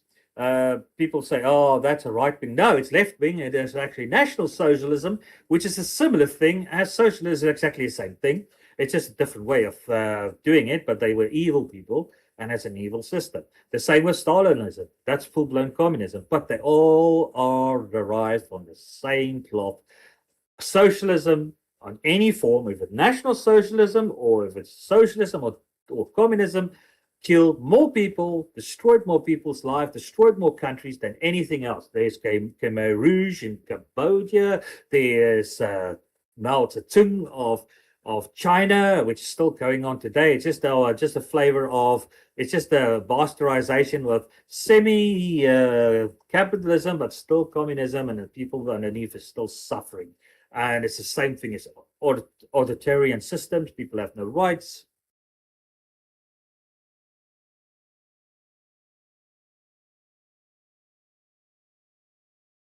No, I'm just saying because no. You don't misunderstand me when I'm. Nobody says Nazism is left wing. You're actually wrong. Not left wing. You're actually wrong because if you ask somebody now, you can ask my friend over here. If you go to America and you ask somebody who says, "What do you think about Nazism?" Oh, they're right wing and they this and that. You ask them, "Did you know what it stands for?" Because Nazism is actually a word created afterwards. It's actually the National Socialist Party of Germany. That's what it actually stands for, Nationalist Socialist Party of Germany. And people don't realize what And it stands China for. is literally using that same system. Yeah, exactly. It's just a different way. It's just a different flavor. It's the same thing. All of it is the same thing. They just got a different mask on, but it's all the same. What my point is, it's all the same.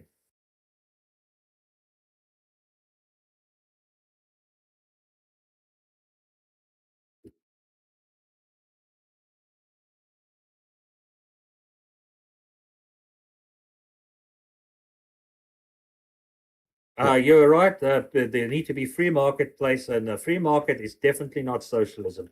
They do it these days under the socialism under the flag of free market, but a free market is where everybody has the right to compete against each other, where nobody gets basically government backing. Because you see, the problem with socialism and communist governments is they backed by government.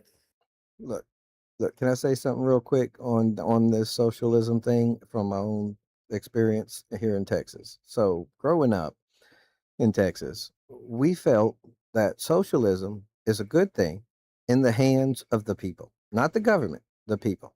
In other words, say I have a guy that lives a couple blocks down the road, but my neighbor is good friends of him, goes to his barbecues, and he happens to bring up that his son is struggling to find the money to go to college, but he excels at whatever it is he wants to go to college for to get that degree in school, and he has no money to make it happen, and his family is not rich enough to make that happen.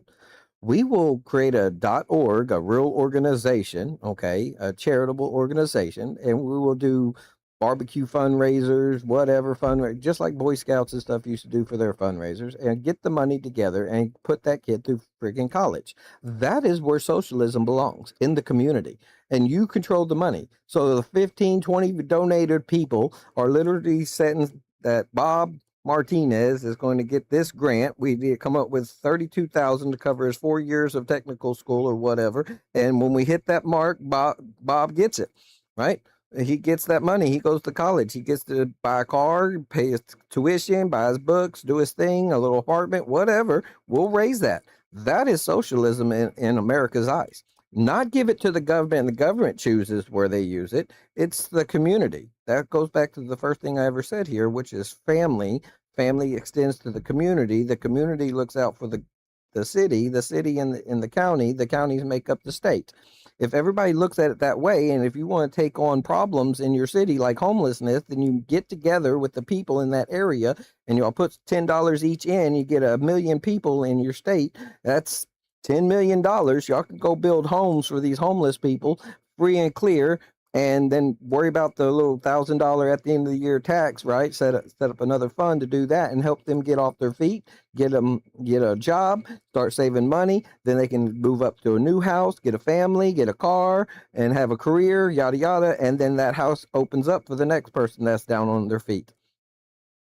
Oh, that's basically what it's supposed to be. That is socialism where it's supposed to be. It's supposed to be from your heart in your community, and y'all control it, not the government. The government shouldn't have laws mandating that they have that power and they just take your money and they choose what to do with it. No, you should choose what to do with it. And if you have a heart like you're supposed to, and you care about real human in your life, y'all will get together and make that happen for those people. And nobody's there to control it. All y'all keep yourselves in check with each other about where that money's actually being collected for and where it goes and where it's being spent. If you need $10 out of that fund to go collect some more money, $100 from somebody else, in another state maybe, and they don't have a way to transfer it for you. I'm talking like back in the 80s before the internet, okay? But because that's what was happening for me in the 80s, right? So anyways, we would spend that $10 out of the fund to go get the 100 and deposit not $90, it's the whole 100, but 90 of it is the extra, or the 10 is to pay for the gas to go get it, right? And everybody knew that we used that $10 for that reason, and so everybody agreed to it. So there's no behind the scenes stealing out of the account. Everybody agreed to that. You go get the money, come back, you use that 10 for gas, blah, blah, blah. And so that's how socialism really works. Everybody gets to keep themselves in check. Nobody's there to say, oh, you can't use that 10 because that has to go to only Bob. That's why this fund was created. Well, I can't get 90 extra dollars without that 10 because I'm a poor person too. I gave you my last 10, 2 weeks ago when we started this fundraiser, right? And everybody knows my situation because we're talking together, right? So they understand. So they're like, yeah, use $10, or maybe they'll give me $10 directly out their pocket if they have it. Whatever. Solutions are right there as long as you're talking. And no fraud can happen because you're literally communicating. Everybody's in it for a reason of getting this person help or these people help or whatever the situation that you're going to create. That is socialism. It never should go to a power structure where there's laws in place and takes it out of your hand. And now you have to follow these strict laws because each situation is going to be so different from the next that those laws can never cover all of them. That's why socialism fails once it hits a government position, so to speak, a higher position than just a bunch of people getting together to make to correct a bad situation happening. So true. Now, I would just want to say this is the final thing. This is my closing statement I want to make here, and basically that's what I'm going to say about this now. Before, and we're going to continue with this one. I'm going to have another another podcast as soon as possible.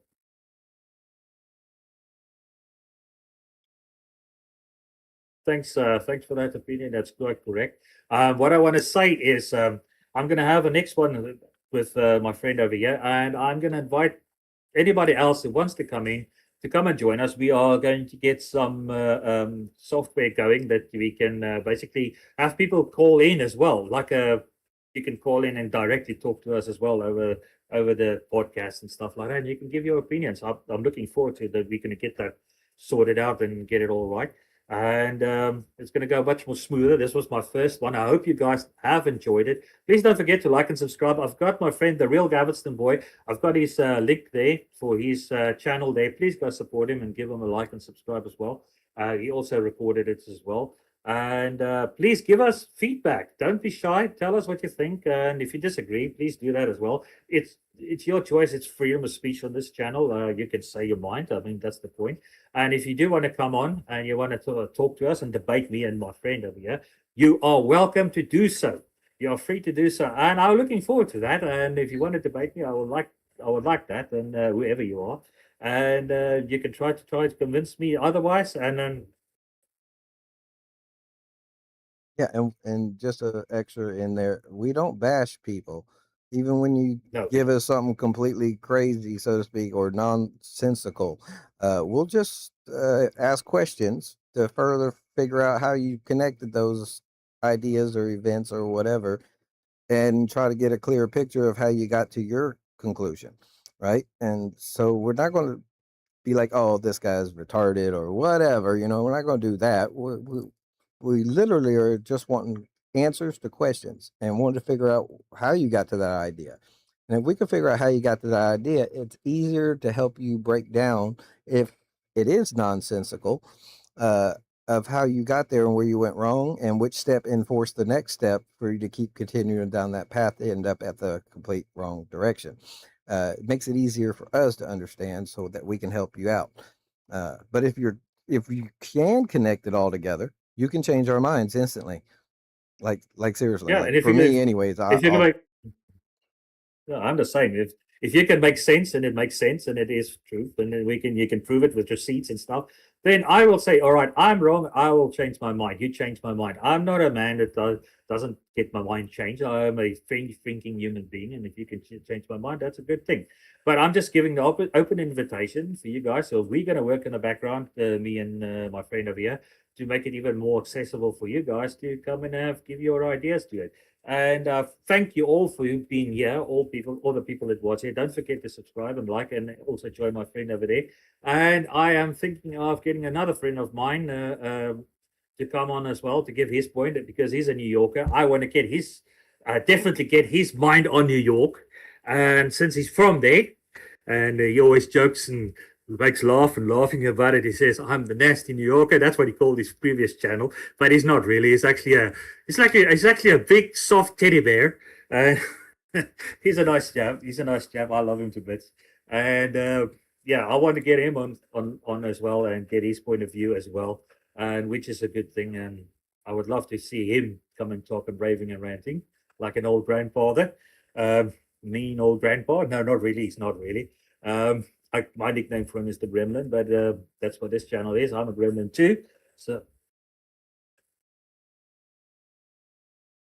fair enough, Marion. I appreciate it. Well, as I said, basically, guys, give me topics as well. What you want to discuss as well on politics and stuff.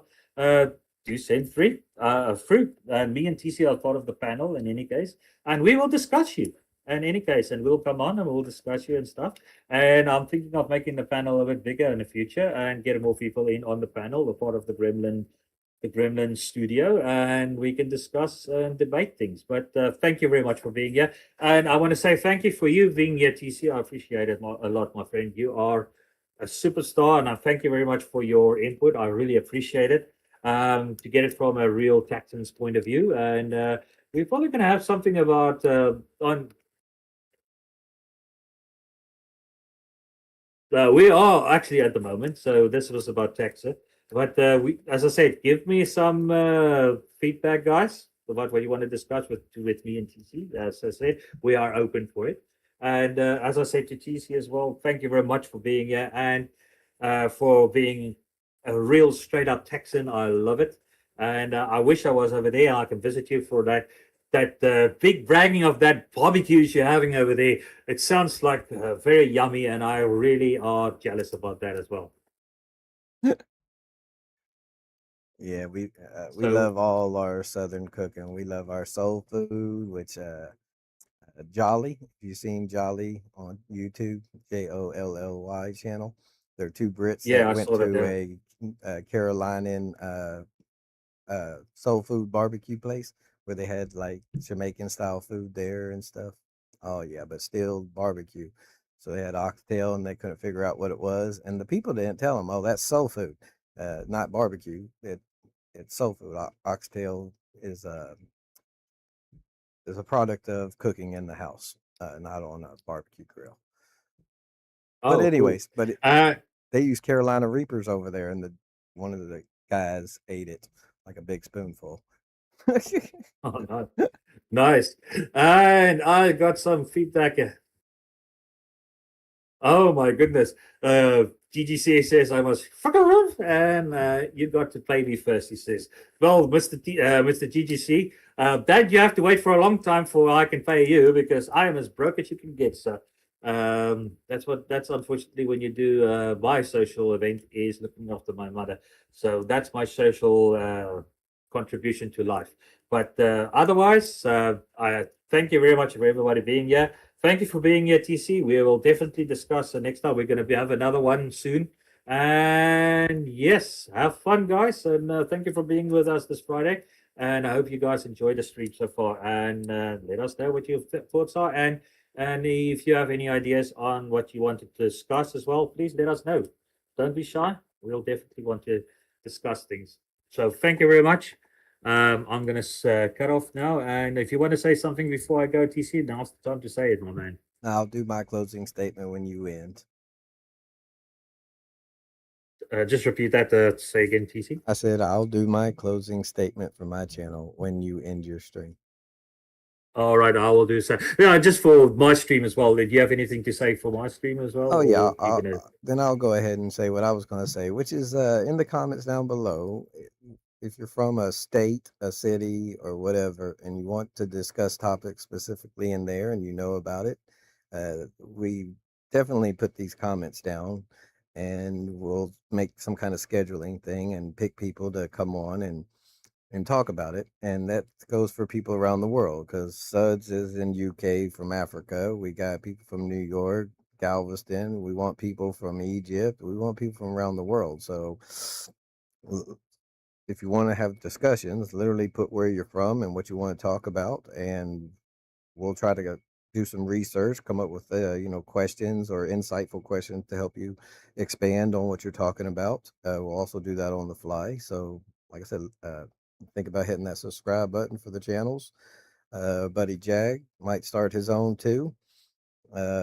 Like, subscribe, hit the notification, and definitely, like I said, the comments so we can get future podcasts going with future interviews.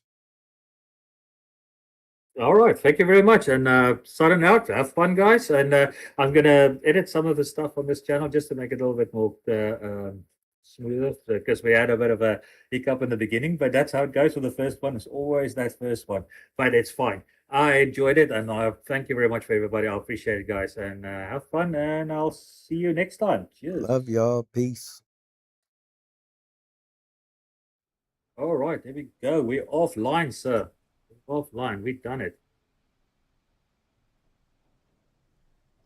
All right, guys. Another shout out to the private donor that made this possible.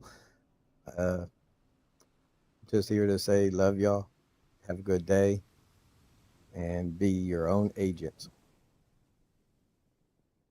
Peace.